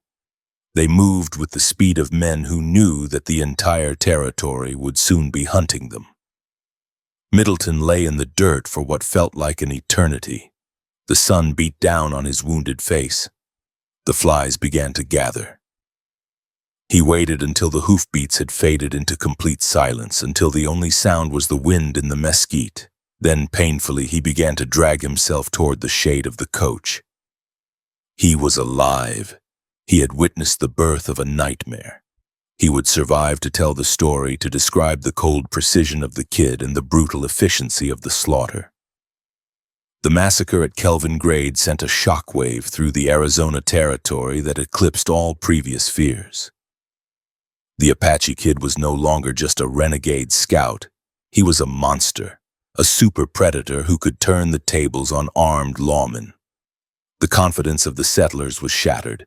If Reynolds, a man of such grit, could be cut down in broad daylight, no one was safe. The killing floor had claimed its most significant victims yet, and the desert seemed to hold its breath, waiting for the inevitable retribution that would come thundering down from the forts and the towns.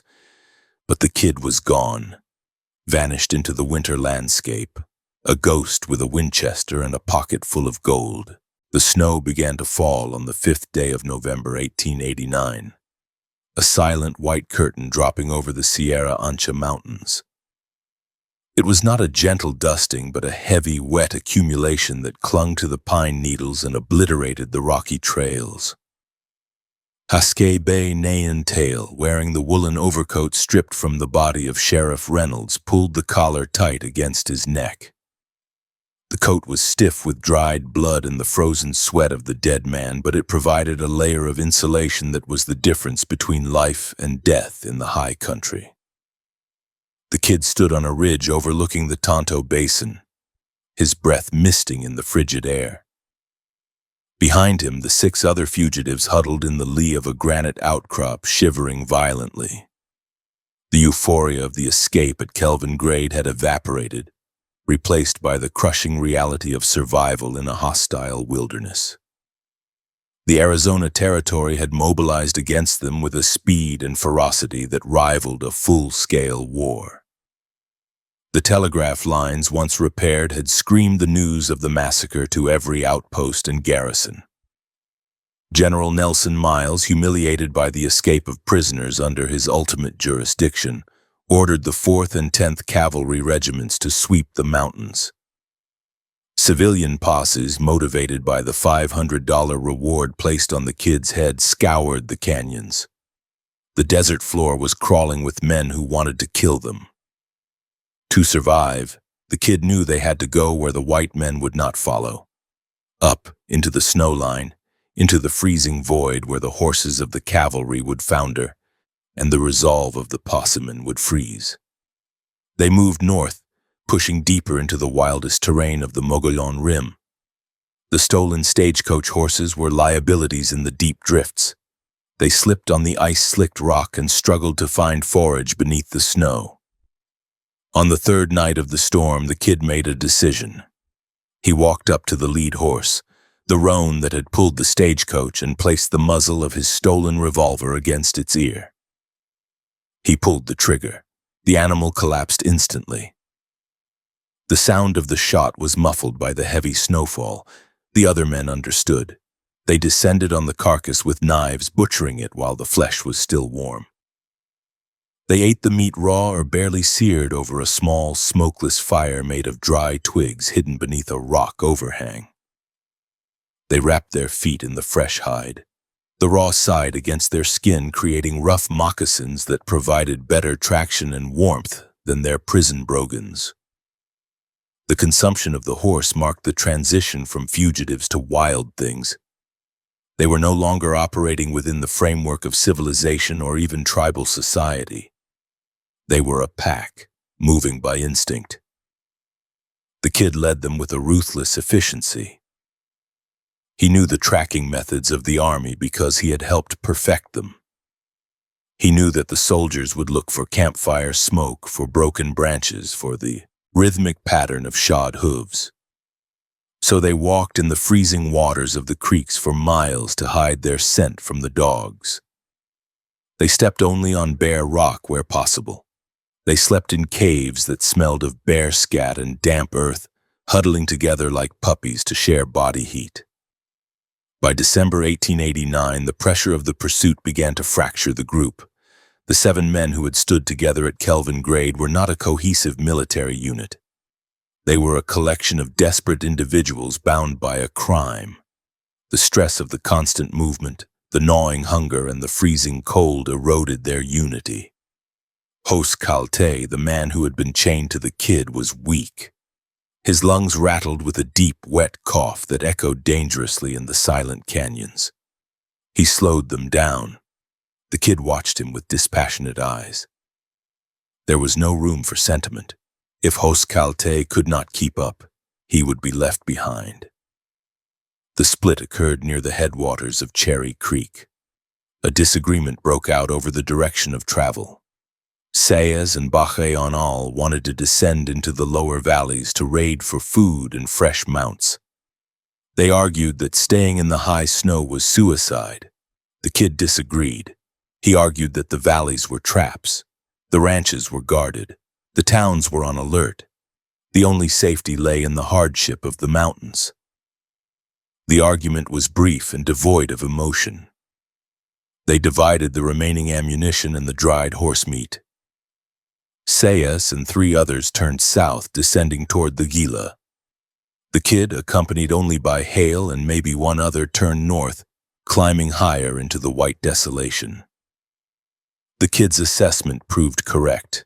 Weeks later, word would drift on the wind or be read in the discarded newspapers found at abandoned campsites that Sayas and his group had been run to ground.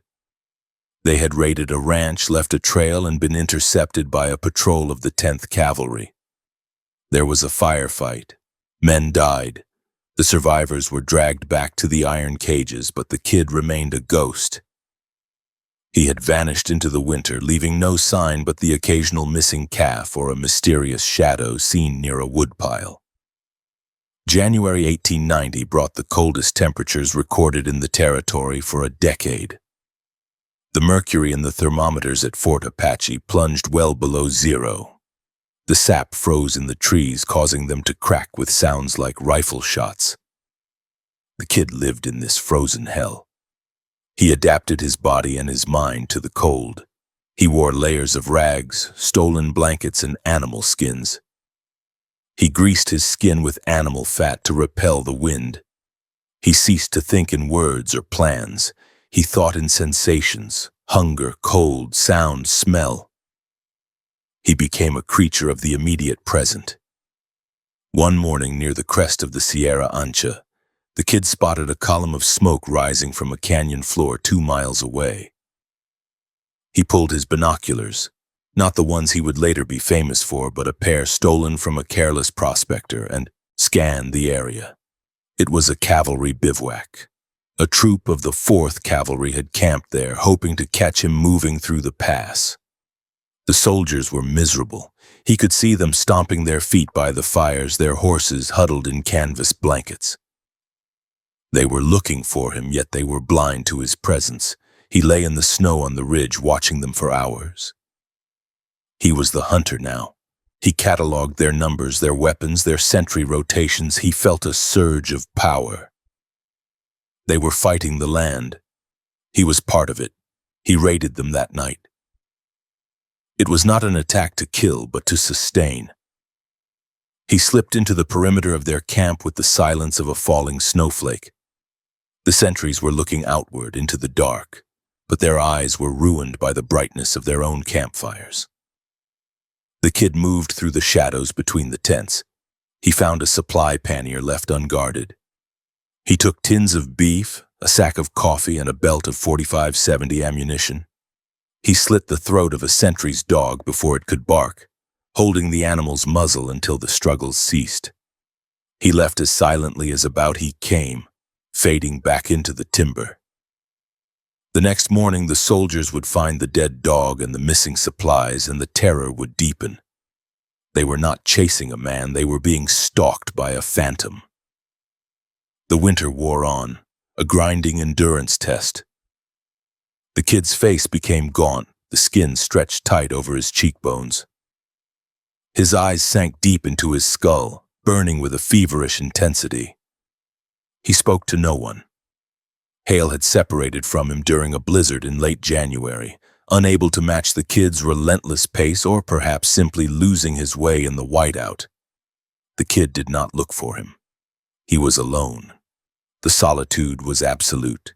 It stripped away the last vestiges of the reservation Indian, the scout, the sergeant. What remained was the essence of the Apache warrior, distilled to its purest, most lethal form. He survived by becoming a parasite on the edges of civilization. He watched the isolated ranches from the tree line. He learned the habits of the ranchers, when they milked the cows, when they cut wood, when they slept. He would descend in the dead of night, slipping into root cellars to steal potatoes and cured ham. He took blankets from clotheslines. He once entered a bunkhouse where 3 cowboys lay sleeping, the air thick with their snoring. He took a Winchester rifle leaning against the wall and a box of cartridges from the table, stepping over the sleeping men with the grace of a dancer. He could have killed them all in their beds. He chose not to. The noise would attract attention. The silence was his armor. February 1890 brought a slight thaw, followed by another freeze. The snow on the ground turned to a hard crust that crunched loudly underfoot. Movement became dangerous. The kid retreated to a cave high in the Superstition Mountains. He spent days sitting in the entrance, wrapping himself in his stolen blankets, cleaning his weapons. He disassembled the revolvers and the rifles, oiling the springs with rendered fat, checking every screw. These machines were his only friends, the only things he could trust not to betray him. He practiced his aim, dry firing at rocks on the opposite slope, his hand as steady as the stone itself. During this time, the legend of the Apache Kid began to transmute from news to folklore. In the saloons of Globe and Tucson, men spoke of him in hushed tones.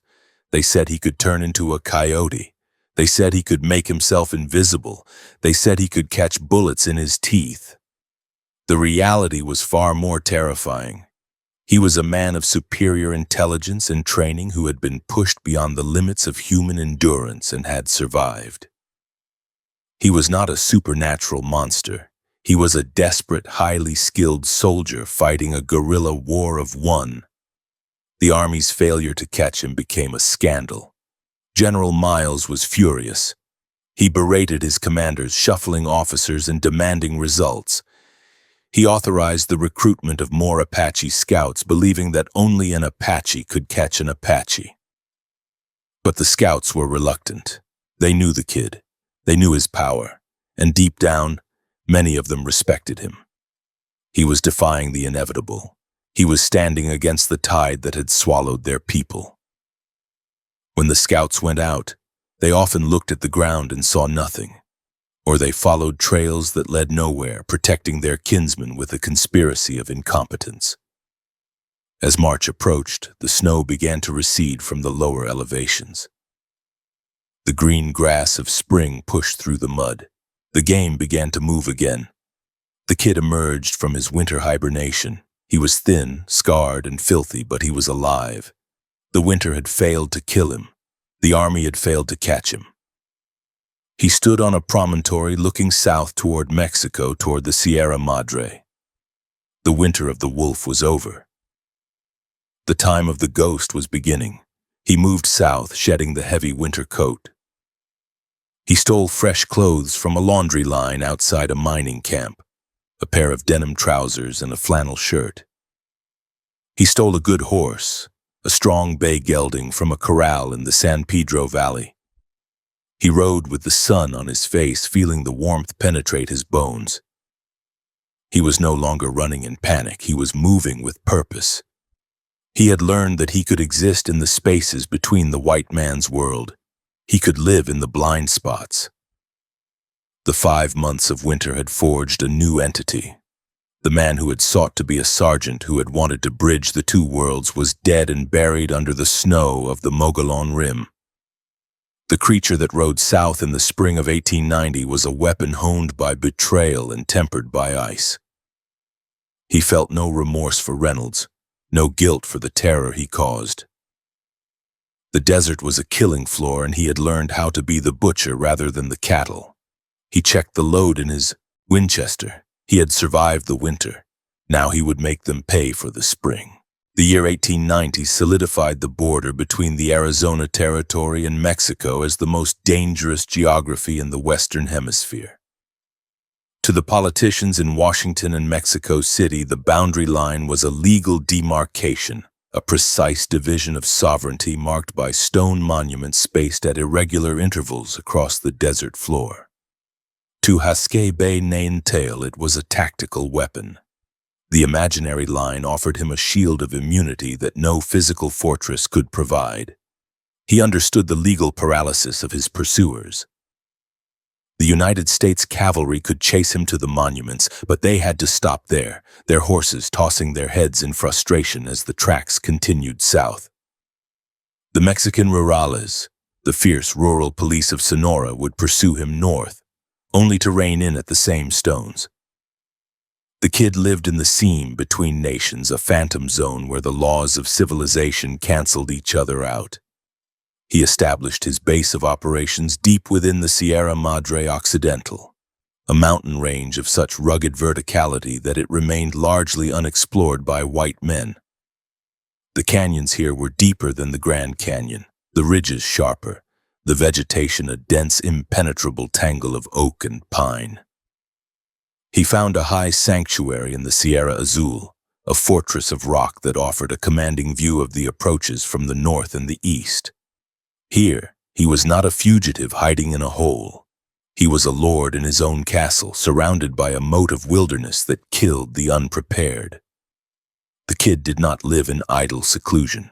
Survival required supplies, and his war against the encroaching world had shifted from defensive evasion to predatory acquisition. In the late summer of 1890, he turned his eyes toward the freight roads that connected the mining camps and army posts along the border. These roads were the arteries of the territory, carrying the blood of commerce, flour, bacon, coffee, ammunition, and whiskey, in heavy wagons pulled by teams of mules. The drivers, known as teamsters or freighters, were tough men, often heavily armed, but they were creatures of habit, bound to the ruts of the road. On a blistering afternoon in August 1890, a freighter named Rube Wood, as later accounts told it, was guiding his team through a narrow pass in the Pelanchillo Mountains. The heat was a physical weight, pressing down on the canvas cover of the wagon. Wood sat on the box, the reins loose in his hands, a Winchester rifle resting against the seat next to him. The only sounds were the creaking of the axles and the rhythmic jingle of the harness chains. He was alone, a fatal error in the Apache country, but confidence had returned to the territory since the kid had vanished into the winter snows. The attack was not a chaotic ambush. It was an execution. The kid had been watching the road for 2 days, lying motionless in the rocks, observing the traffic. He chose Wood not out of malice, but because the wagon was heavy and the guard was singular. As the team rounded a sharp bend, slowing to negotiate a washout, the kid rose from behind a boulder 50 yards up the slope. He did not yell a war cry. He leveled his rifle and fired. The bullet struck Wood in the chest, knocking him backward into the bed of the wagon. The mules, startled by the shot and the sudden loss of guidance, shied and tangled in their traces. The kid descended the slope with a sliding, sure-footed gait. He approached the wagon with his weapon raised, his eyes scanning the brush for any sign of an outrider. Seeing none, he climbed onto the wheel hub and looked into the wagon bed. Wood was gasping his last breaths, pink froth bubbling on his lips. The kid ignored him. He began to rummage through the cargo. He took sacks of flour, tins of peaches, a brick of tobacco, and several boxes of .44-40 ammunition. He stripped the dying man of his boots and his hat. He took the Winchester. Then, with a chilling pragmatism, he unhitched the 2 lead mules, the strongest of the team, and loaded the stolen goods onto their backs. He left the other animals attached to the wagon, condemning them to thirst and starvation unless another traveler came along soon. He rode away before the dust had even settled, disappearing into the heat haze. By 1891, these attacks had created a paralysis of fear in the borderlands. The Apache Kid was no longer just a name, he was a phenomenon. The newspapers in Tucson and Tombstone printed lurid accounts of his movements, many of them false, attributing every stolen horse and unsolved murder to the Red Ghost. But the reality was terrifying enough. The Kid moved with a speed that defied equine physiology. He would raid a ranch in the San Rafael Valley on a Tuesday, stealing fresh mounts and killing a steer, and be seen 3 days later and 200 miles away in the Sierra Madre, trading looted goods with isolated Mexican villagers who feared him too much to refuse. The solitude of the mountains began to gnaw at him. A warrior required a camp, and a camp required a woman to maintain it, to tan the hides, to cook the meat, to watch the fire. The Kid resolved to acquire a wife not through courtship but through the ancient law of capture. In the spring of 1891, he undertook one of his most daring infiltrations. He rode north, crossing the border at night, slipping past the cavalry patrols that constantly swept the line. He navigated the familiar terrain of Arizona, moving like a shadow toward the San Carlos reservation. He watched the camps of his former people from the high ridges. He saw the women gathering mesquite beans and firewood in the dry washes, venturing out from the safety of the wickiups. He identified a young woman, perhaps the daughter of an old enemy, or simply a strong-looking girl who could endure the hardships of his life. He waited until she was separated from the others, working in a ravine obscured from the view of the agency sentries. He moved in quickly. He rode his horse down the soft sand of the wash, cutting off her retreat. Before she could scream, he was upon her, leaning down from the saddle to seize her by the arm. He swung her up onto the horse in front of him, his hand clamped over her mouth. He spurred the horse, riding hard up the canyon, away from the agency. It was a brutal abduction. He tied her wrists and forced her to ride or sometimes run alongside his horse as they made the grueling journey back to Mexico. If she slowed down, he struck her. If she tried to escape, he threatened her with the knife. He was not a romantic figure, he was a captor demanding labor and submission. Once back in the Sierra Azul, the woman became part of his solitary infrastructure. She cooked the venison he hunted. She repaired his moccasins. She kept the camp hidden. Yet these arrangements were often temporary. Some women died from the exposure and the relentless pace of his life. Others, watching for a moment of distraction, managed to slip away during the night, making the perilous trek back to civilization with stories of the wild man who lived in the clouds. These accounts fueled the legend. They spoke of a man who never slept, who sat by the fire cleaning his guns for hours, who spoke to the owls and the coyotes. The Mexican authorities, embarrassed by the Kid's free reign in their territory, intensified their efforts in late 1891. A detachment of rurales, heavily armed and mounted on fine horses, picked up his trail near the Bavispe River.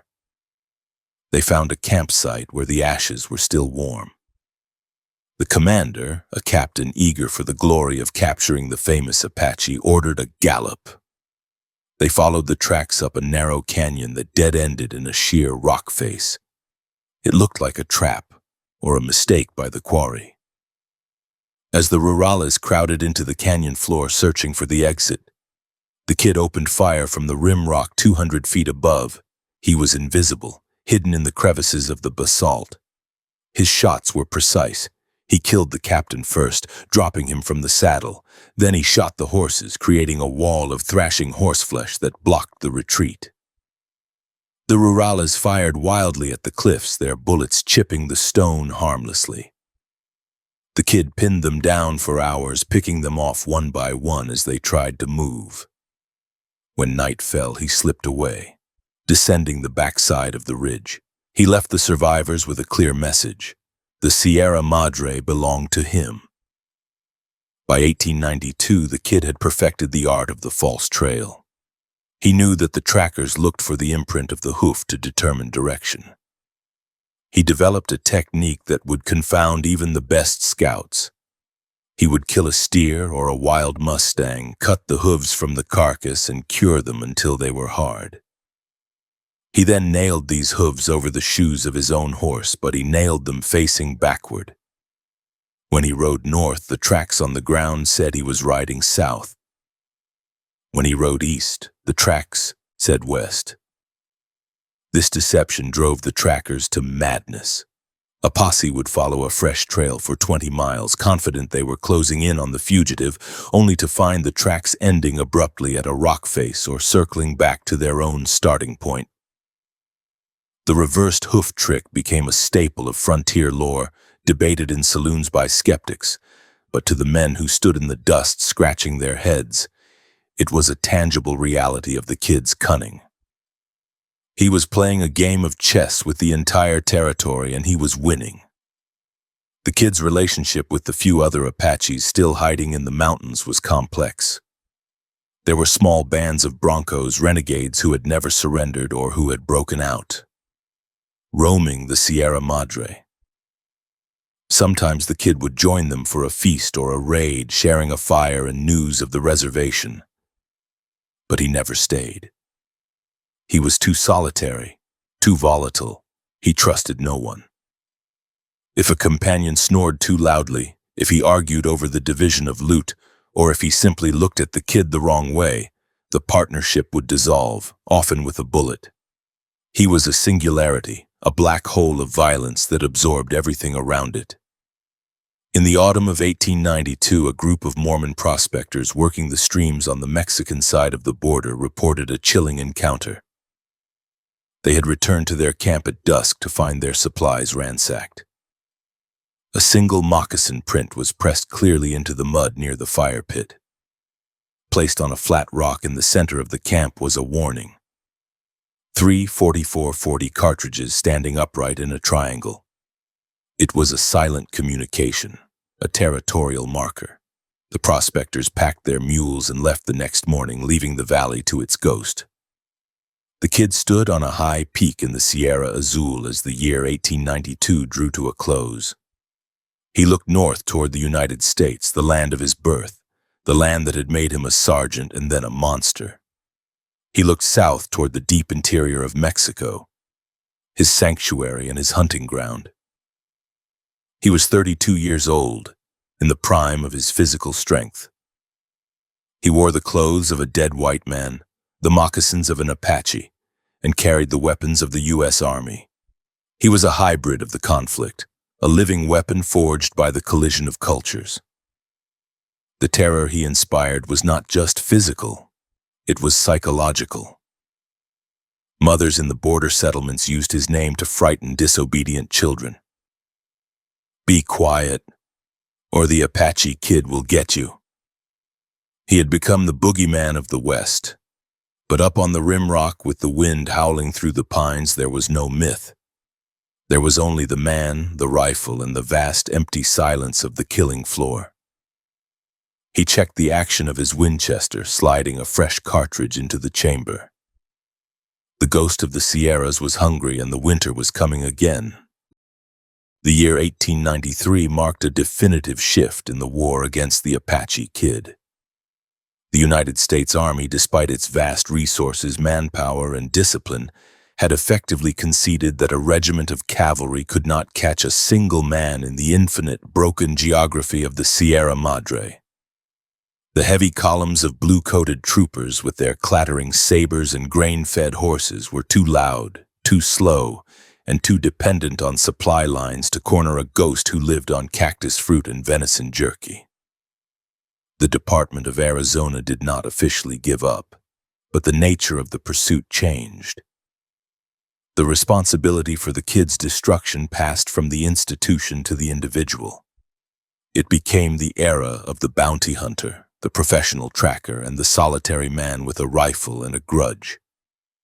Foremost among these new pursuers was a man named Hualapai Clark. He was a distinct breed of frontiersman, a man who had lived so long on the edges of civilization that he had absorbed the hardness of the land into his own physiology. Clark was not a soldier. He was a packer, a prospector, and a scout who had operated out of the mining camps of the territory for years. He knew the Apache language, their customs, and most fatally for the kid, their mindset. Clark did not hunt for glory or for the abstract concept of law. He hunted because it was the only trade that made sense in a world where the frontier was closing. He moved through the brush with a silence that rivaled the kid's own, wearing moccasins instead of boots and carrying a heavy-barreled rifle that he maintained with religious devotion. In the spring of 1893, Clark rode south from the mining district of Globe, crossing the international boundary into Sonora. He did not ask for permission from the Mexican government, nor did he carry extradition papers. He carried a sack of flour, a supply of jerked beef, and a determination that was cold and absolute. He knew that the kid was operating out of the Sierra Madre, using the mountain fastness as a base to launch raids back into Arizona. Clark intended to find the kid's sanctuary and burn it out. The kid, meanwhile, had sensed the change in the atmosphere. The desert, which had always been his ally, began to feel crowded. He found signs that did not belong to the clumsy movements of soldiers. He found a cigarette butt rolled in a specific way near a waterhole in the Guadalupe Canyon. He found a disturbed patch of gravel on a high ridge where a man had lain prone for hours watching the valley floor. These were not the signs of a patrol. They were the signatures of a predator. The kid realized that he was no longer just evading a net. He was being stalked by a wolf. The game of cat and mouse played out across thousands of square miles of the most hostile terrain in North America. The landscape was a weapon used by both men. The sun beat down with a relentless fury, baking the rocks until they radiated heat like a furnace. Water was the primary currency.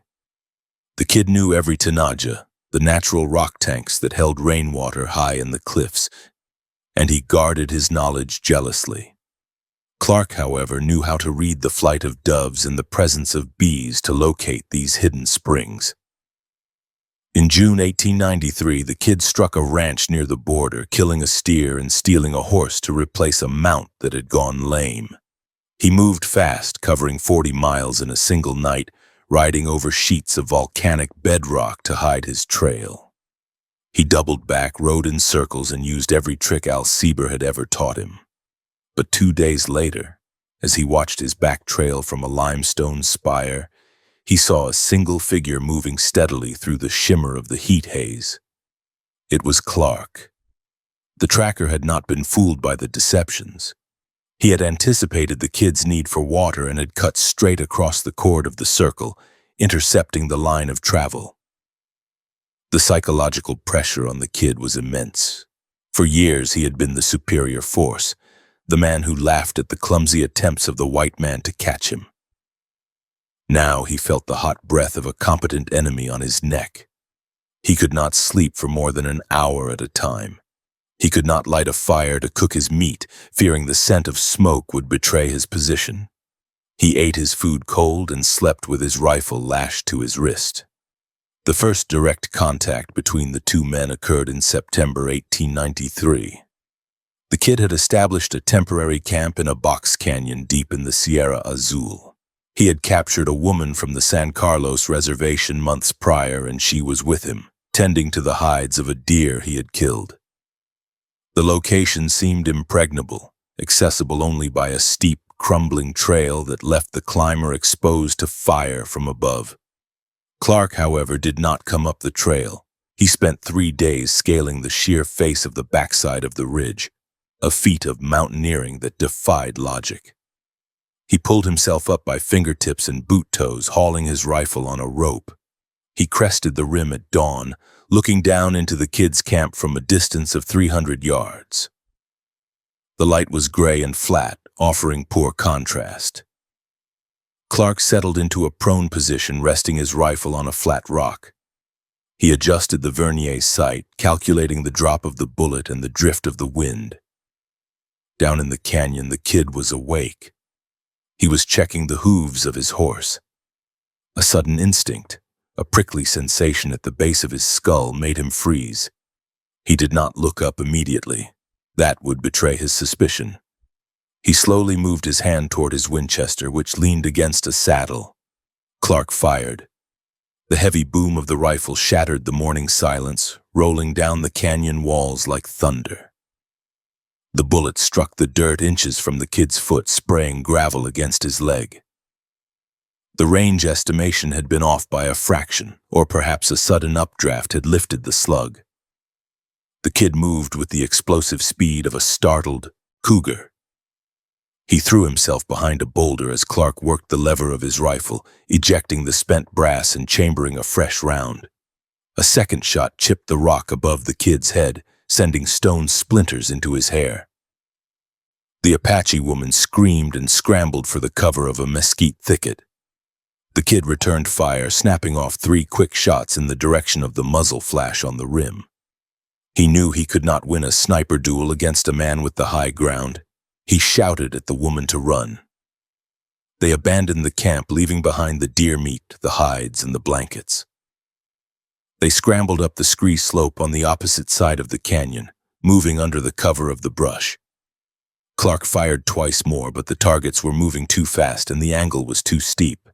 When Clark descended into the camp an hour later, he found only the remnants of a life on the run. He found the erratic set of tracks leading south, deeper into the thorns. He had missed his kill, but he had sent a message. The kid was vulnerable. The sanctuary was violated. Clark burned the supplies, piling the blankets and the dried meat onto a fire, watching the smoke rise as a signal to the kid that nowhere was safe. The winter of 1893 to 1894 was a brutal season of attrition. The kid moved constantly, never spending more than 2 nights in the same location. He raided isolated Mexican hamlets for corn and beans, his methods becoming more violent as his desperation grew. He knew that Clark was still out there, somewhere in the snow and the wind, waiting for a mistake. The kid's existence was stripped of all comfort. He was a creature of pure survival, his humanity eroded by the constant adrenaline of the hunt. In early 1894, the kid turned his attention back to the San Carlos reservation. He needed ammunition, and he needed a new wife. The woman he had been traveling with had died during a difficult crossing of the Bavispe River, swept away by the freezing current, or perhaps she had succumbed to illness. The desert did not keep records of the dead. The kid needed a replacement, not for companionship, but for the labor required to sustain a camp.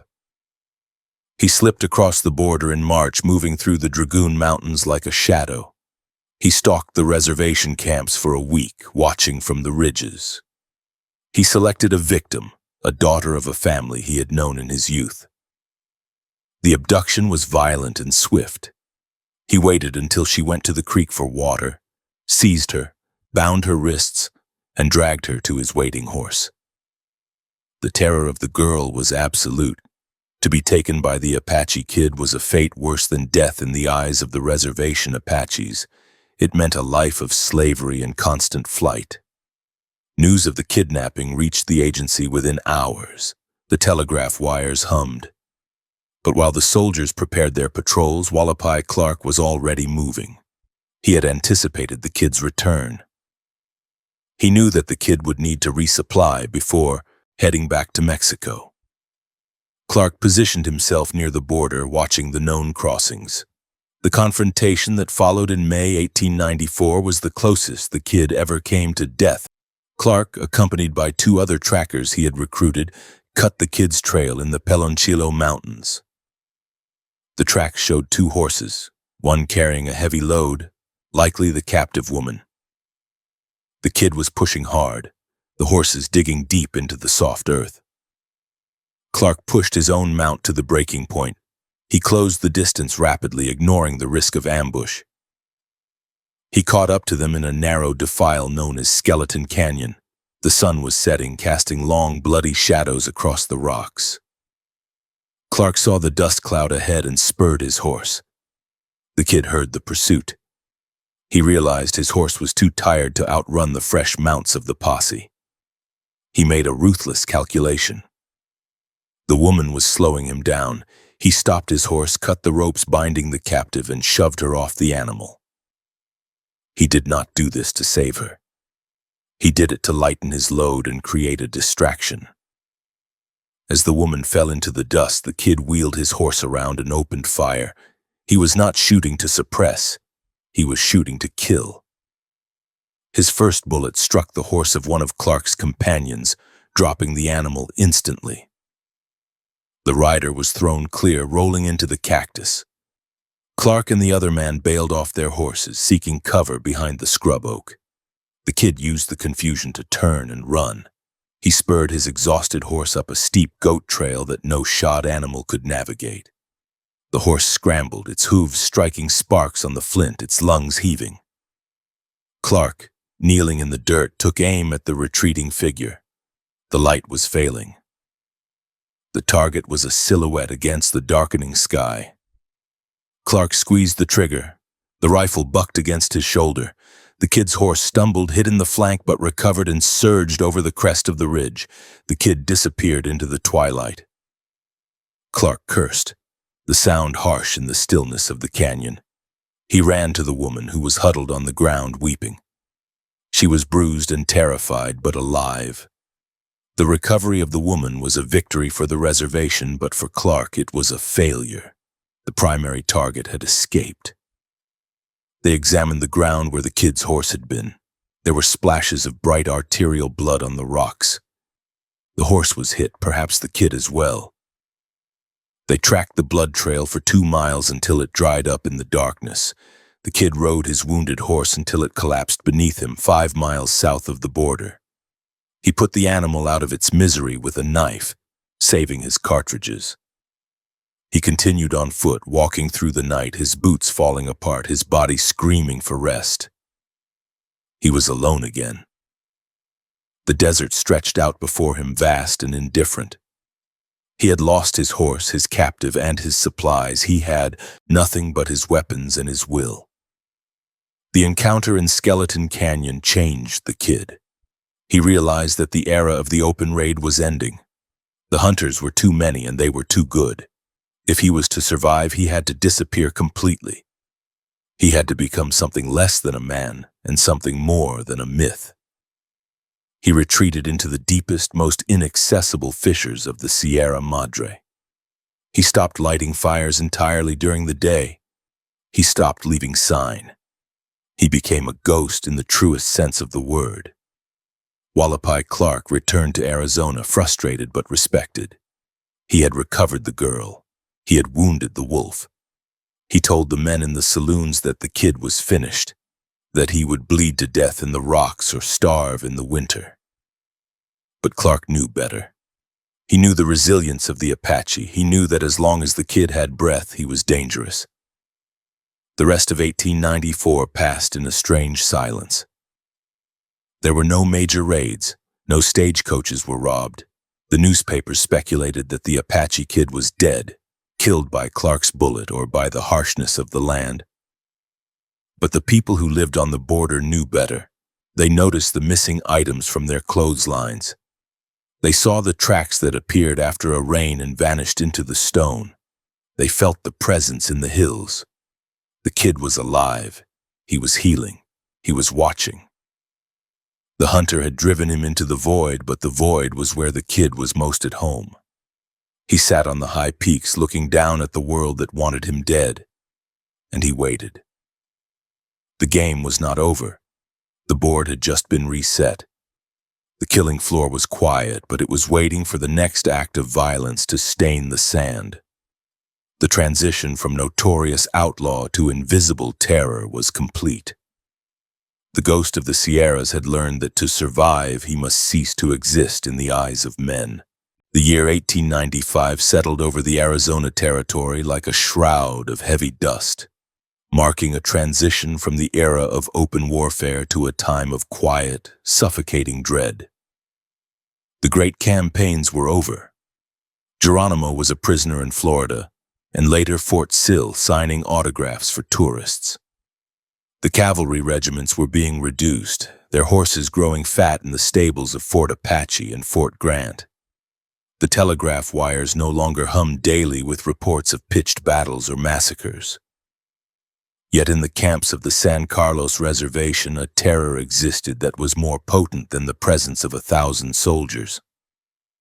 It was a fear of the dark, a fear of the sudden silence in the brush, a fear of the name that mothers whispered to their disobedient children to freeze the blood in their veins. The Apache Kid. Haskay-bay-nay-ntayl had ceased to be a tactical problem for the United States Army and had become a mythological monster for the Apache people. He was no longer the rebellious scout or the wronged fugitive. He was the boogeyman. He was the reason families huddled closer to the fire when the moon was new. He was the explanation for every unexplained noise in the canyon. This reputation was not built on superstition but on a brutal recurring reality that plagued the reservation from 1895 through the turn of the century. The Kid, living in the unreachable fastness of the Sierra Madre, required labor to sustain his existence, and he viewed the reservation not as a home, but as a resource pool for the acquisition of wives. In the autumn of 1896, the Kid demonstrated that this fear was justified. He descended from the high ranges of Mexico, crossing the border near the Animas Valley, moving with the invisibility that had become his defining characteristic. He did not raid the white ranches for horses or beef on this trip. His target was specific and human. He infiltrated the San Carlos agency grounds, slipping past the sentries who were more concerned with whiskey smugglers than a single shadow. He lay in the reeds along the Gila River, watching the women who came to wash clothes and gather water. His selection process was cold and utilitarian. He was not looking for beauty or status. He was looking for strength. He watched a young woman, a member of his own former band, lifting heavy wet blankets from the river stones. She was sturdy, broad-shouldered, and worked without complaint. The Kid waited until the other women had moved upstream. He rose from the reeds, a figure of mud and menace. There were no words exchanged, no negotiation. He seized her, his hand clamping over her mouth to stifle the scream, and dragged her into the thicket where his horse was tethered. The abduction was violent and efficient. He bound her wrists with rawhide thongs that cut into the skin and tied her to the saddle. He mounted behind her, spurring the horse into a run that would last for days. They rode south, bypassing the traveled roads, sticking to the washes and the rock ridges. The woman, whose name was erased by the trauma of the event, became another in a long succession of wives who were forced to serve the ghost of the Sierras. Her life from that moment became a cycle of grueling labor, skinning deer, carrying water up steep cliffs, cooking in smokeless fires, and enduring the silent, brooding presence of a man who had forgotten how to be human. The psychological impact of these kidnappings on the reservation was profound. The Apache men, disarmed and confined by the agency rules, felt a deep, emasculating shame. They could not protect their daughters and wives from one of their own. They petitioned the agent for guns to hunt the Kid, but the government, fearing an uprising, refused. The scouts were sent out, but they tracked with a heavy heart. They found the signs, the cut wire, the single set of horse tracks deeply indented from a double load. But they rarely found the Kid. He moved too fast, and he knew the mind of the tracker better than they did. By 1897, the Kid's existence in the Sierra Madre had settled into a grim routine of survival. He lived in the Espinazo del Diablo, the Devil's Backbone, a region of the mountains so rugged that even the local Mexican ranchers avoided it. He built small, concealed camps known as rancherias, usually located in a high saddle with a view of all approaches. He never slept in the same place for more than a few nights. If he killed a deer, he dried the meat quickly and moved on, leaving the bones for the wolves. He was a man out of time, a Neolithic hunter surviving in the age of steam engines and telegraphs. The silence of his life was absolute. He spoke only when necessary to give orders to his captive. He had no friends, no allies, no tribe. The isolation began to warp his perception. He became hypersensitive to his environment. He could hear the rock clatter of a lizard 100 yards away. He could smell the dust of a rider on the wind before the horse came into view. This sensory acuity was his armor, but it was also his prison. He could never relax, never let his guard down, never enjoy the comfort of a shared laugh or a communal meal. He was the apex predator of the borderlands, but he was also the loneliest man on earth. In the spring of 1898, as the United States turned its attention to the war with Spain, the resources for chasing a lone Apache dried up completely. The 4th Cavalry was shipped out to Cuba and the Philippines. The border was left to the customs inspectors and the local sheriffs. This reduction in pressure allowed the kid to expand his range. He began to appear further north near the mining camps of Clifton and Morenci. He did not raid the mines, that would bring too much heat. But he scavenged on the periphery. He stole supplies from prospectors: flour, sugar, coffee, and ammunition. One recorded incident from this period illustrates the kid's ghostly presence. A prospector named Old Man Huntoon was working a claim in the Pelonchillo Mountains. He returned to his camp one evening to find his fire ring disturbed. A single perfect moccasin print was pressed into the ash. His sack of flour was gone, and his spare rifle, a Marlin lever action, was missing. On his camp table, a flat rock had been placed, and on the rock lay a single silver Mexican peso. It was a payment, or perhaps a mockery. The kid had taken what he needed, but he had left a token to show that he was not a common thief, but a sovereign force levying a tax on his domain. Huntoon packed his mules and left the next day, telling the story in the saloons of Lordsburg, adding another layer to the legend. The silence of the territory was occasionally broken by violence, but it was surgical violence. In late 1898, a Mexican freighter was found dead on the road to Casas Grandes. He had been shot once through the heart from a great distance. His wagon was looted of specific items: canned peaches, bolts of calico cloth, and boxes of 4440 cartridges. The rest of the cargo, valuable mining equipment, was untouched. The rurales investigated, but they found no trail. The killer had swept his tracks with a branch of creosote bush. The locals crossed themselves and whispered, "El Chivato," the goat, their name for the kid. They knew that the mountains belonged to him and that passage through them required a tribute of blood or goods. The women the kid kidnapped rarely lasted long. The harshness of the life, the cold of the high altitudes, and the brutality of their treatment took a toll. Some died of exposure or illness. Others were killed when they became too slow or attempted to escape. A few miraculously managed to flee during the confusion of a hunt or a raid, making their way back to civilization. Their stories were harrowing. They spoke of a man who watched the horizon for hours without blinking, who cleaned his weapons with the tenderness of a lover, who woke screaming from nightmares he would not explain. They described a man who had hollowed himself out, leaving only the survival instinct and the capacity for violence. By 1899, the world around the Apache Kid was changing rapidly. The railroad had penetrated deep into the territories, bringing civilization, fences, and laws. The open range was being closed off by barbed wire. The game was thinning out, pushed into the most inaccessible corners of the wilderness. The kid found his world shrinking. The valleys where he had once hunted freely were now filled with cattle herds and guarded by cowboys with high-powered smokeless powder rifles. He was forced higher and deeper into the Sierra Madre, into the land of the jaguars and the parrots, far from the land of his birth. During this time, the kid began to stockpile weapons. He was seen by a group of Tarahumara Indians carrying 3 rifles on his saddle: his own Winchester, a stolen Marlin, and a Springfield carbine.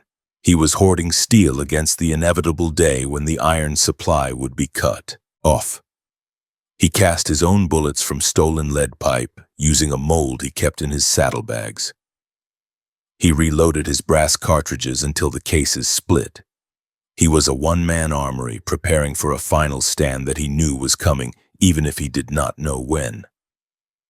The silence of 1899 was the heaviest of all. For months at a time, there were no reports. The newspapers in Tucson speculated that he was finally dead, perhaps killed by a snakebite or a fall from a cliff. They wrote obituaries for the last of the renegades, closing the book on the Apache Wars. But the kid was not dead. He was merely observing. He sat on the rim of the Great Barrancas, looking north with his field glasses. He watched the smoke of the smelters and the steam of the trains.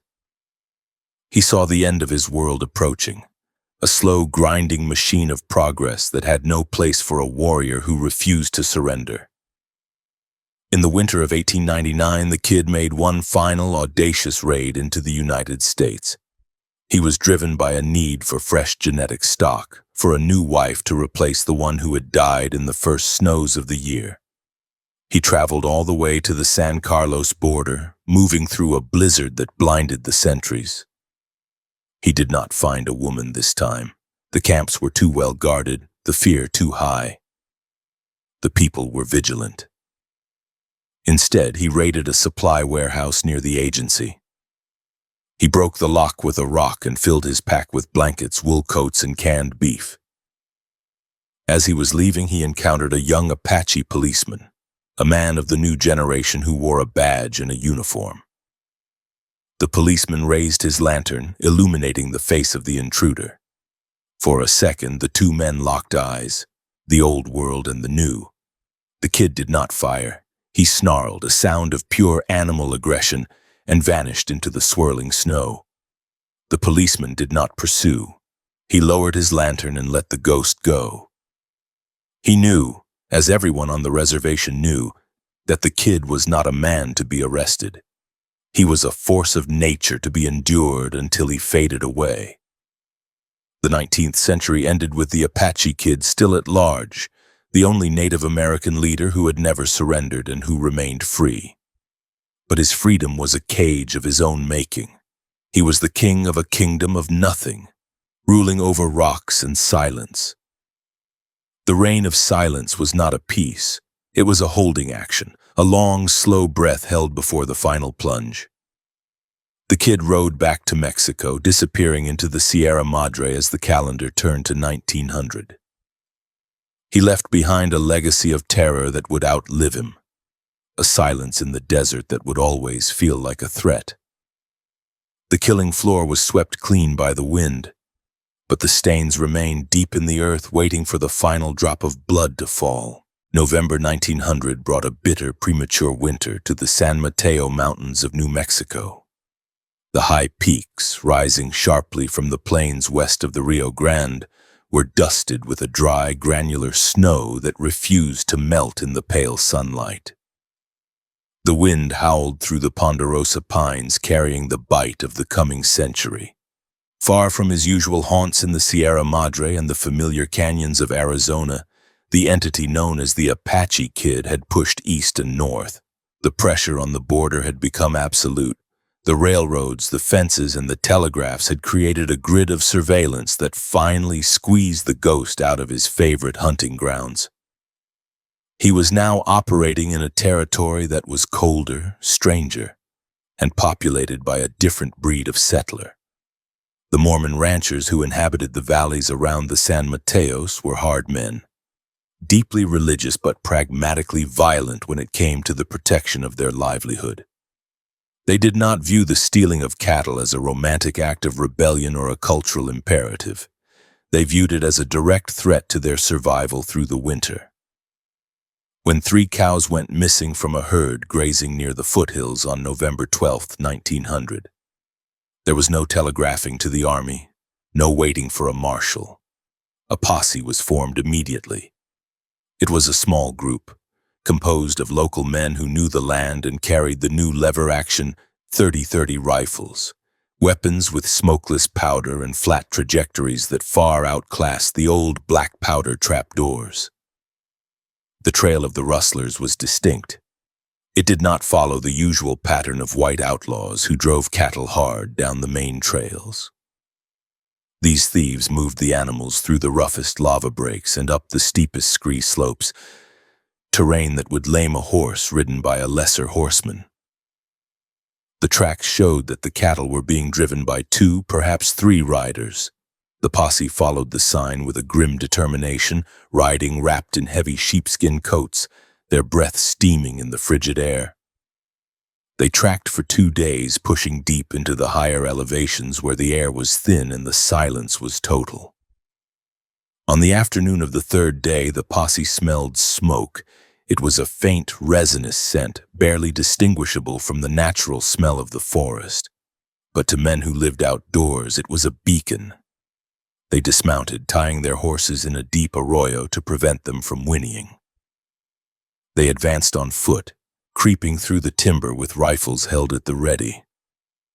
The terrain was treacherous, volcanic rock hidden beneath pine needles, creating a landscape that threatened to twist an ankle with every step. They moved slowly, communicating with hand signals, spreading out to form a skirmish line that would envelop the source of the smoke. The camp was located in a shallow depression near a rocky spine that offered a view of the valley below. A small fire burned in a pit, shielded by rocks to hide the flame. Over the fire, strips of beef were roasting. 2 figures sat near the warmth. They were wrapped in blankets that were tattered and gray with grease. Their horses, gaunt and wire-scarred, stood tethered to a nearby scrub oak, their heads hanging low. The scene was one of desperate poverty. These were not the glorious warriors of the 1880s. These were refugees scraping a living from the edges of a hostile world. The posse leader signaled the attack. There was no call to surrender. In the unwritten law of the open range in 1900, cattle thieves caught red-handed were shot. The first volley from the 30-30s shattered the stillness of the mountains. The sound was a sharp, cracking report that echoed off the canyon walls. The bullets ripped through the brush, kicking up sprays of snow and dirt. One of the figures by the fire, a woman, scrambled for cover, diving behind a log. The other figure, a man, moved with a reaction speed that startled the shooters. He did not dive. He grabbed a rifle leaning against a saddle, a Winchester Model 1873, and rolled to his knees, firing back in a fluid motion. His first shot went high, snapping a pine branch above the posse's heads. The posse concentrated their fire on him, the air filled with the whine of ricochets and the smell of cordite. The man fought with a ferocity that belied his ragged appearance. He moved from rock to rock, firing, working the lever of his rifle and firing again. He was trying to flank them to reach the horses, but the volume of fire from the posse was too great. A bullet struck him in the chest, spinning him around. He fell but tried to rise again, struggling to lift the rifle. A second shot hit him, ending the struggle. He collapsed face down in the snow, the weapon slipping from his fingers. The woman, seeing her companion fall, ceased her movement. She huddled behind the log, wailing a high, keening sound of mourning and surrender. The posse advanced cautiously, keeping their weapons trained on the fallen man. They knew the trickery of the Apache. A dead man could still pull a trigger. But there was no movement. The blood pooled dark and thick on the white ground, steaming in the cold air. The ranchers approached the body.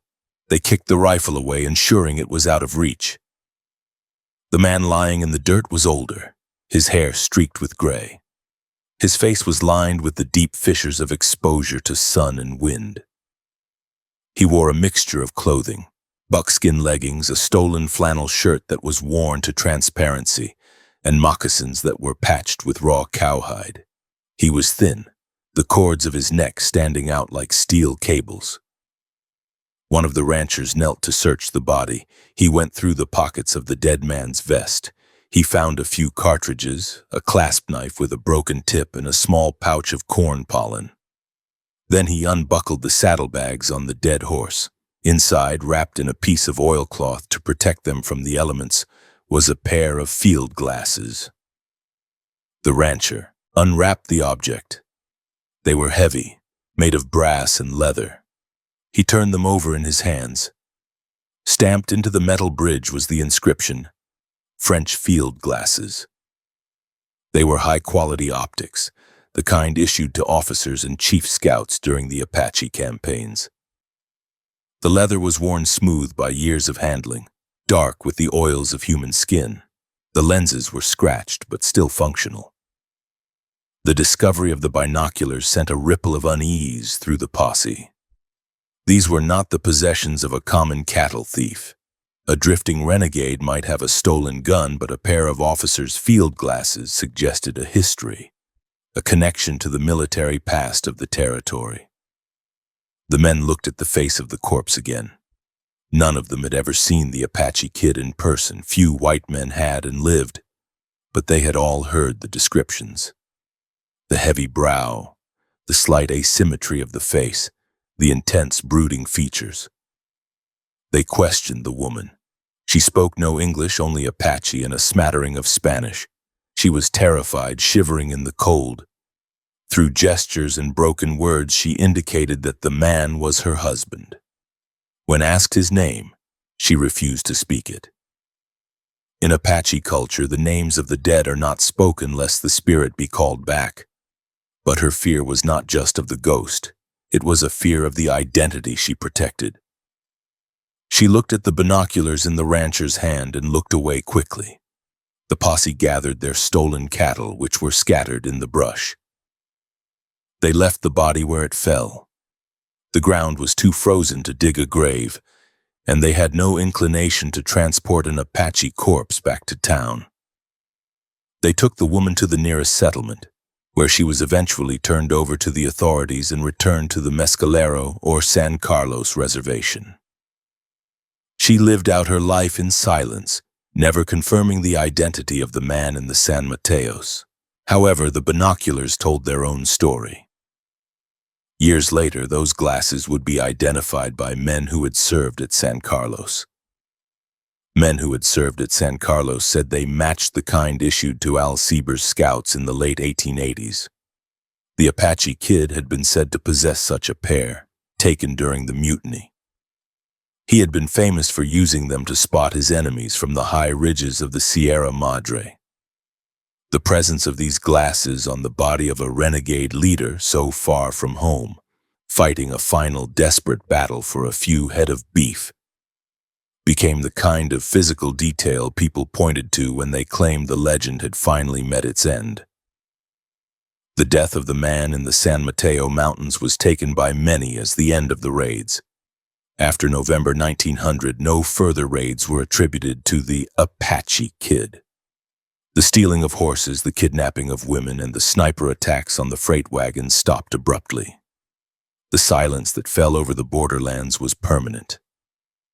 The reign of the ghost was over, replaced by the mundane reality of the 20th century. The body in the mountains was reclaimed by the wilderness. The coyotes, the vultures, and the ants performed their ancient duties. The bones were scattered by the snowmelt and the rock slides. No marker was ever placed. The location of the shootout was lost to memory, known only to the few men who were there, and they took the secret to their own graves. The killing floor, which had stretched from the Gila River to the Sierra Madre, had claimed its final victim. The legend, however, refused to die with the body. In the years that followed, old-timers would sit on the porches of general stores in Globe and Tucson, arguing over the fate of the kid. Some said he had escaped to Mexico and lived to be an old man raising a family in the hidden valleys of Sonora. Others claimed he had died of tuberculosis in a cave. But the hard men who knew the reality of the tracker's trade pointed to the silence after 1900. They pointed to the binoculars found in the snow. They knew that a warrior like the kid would never retire. He would never stop fighting as long as he drew breath. The silence was the proof of his death. The Arizona Territory moved on. In 1912, it became a state. The automobile replaced the horse. The copper mines expanded, tearing down the mountains where the kid had once watched the soldiers.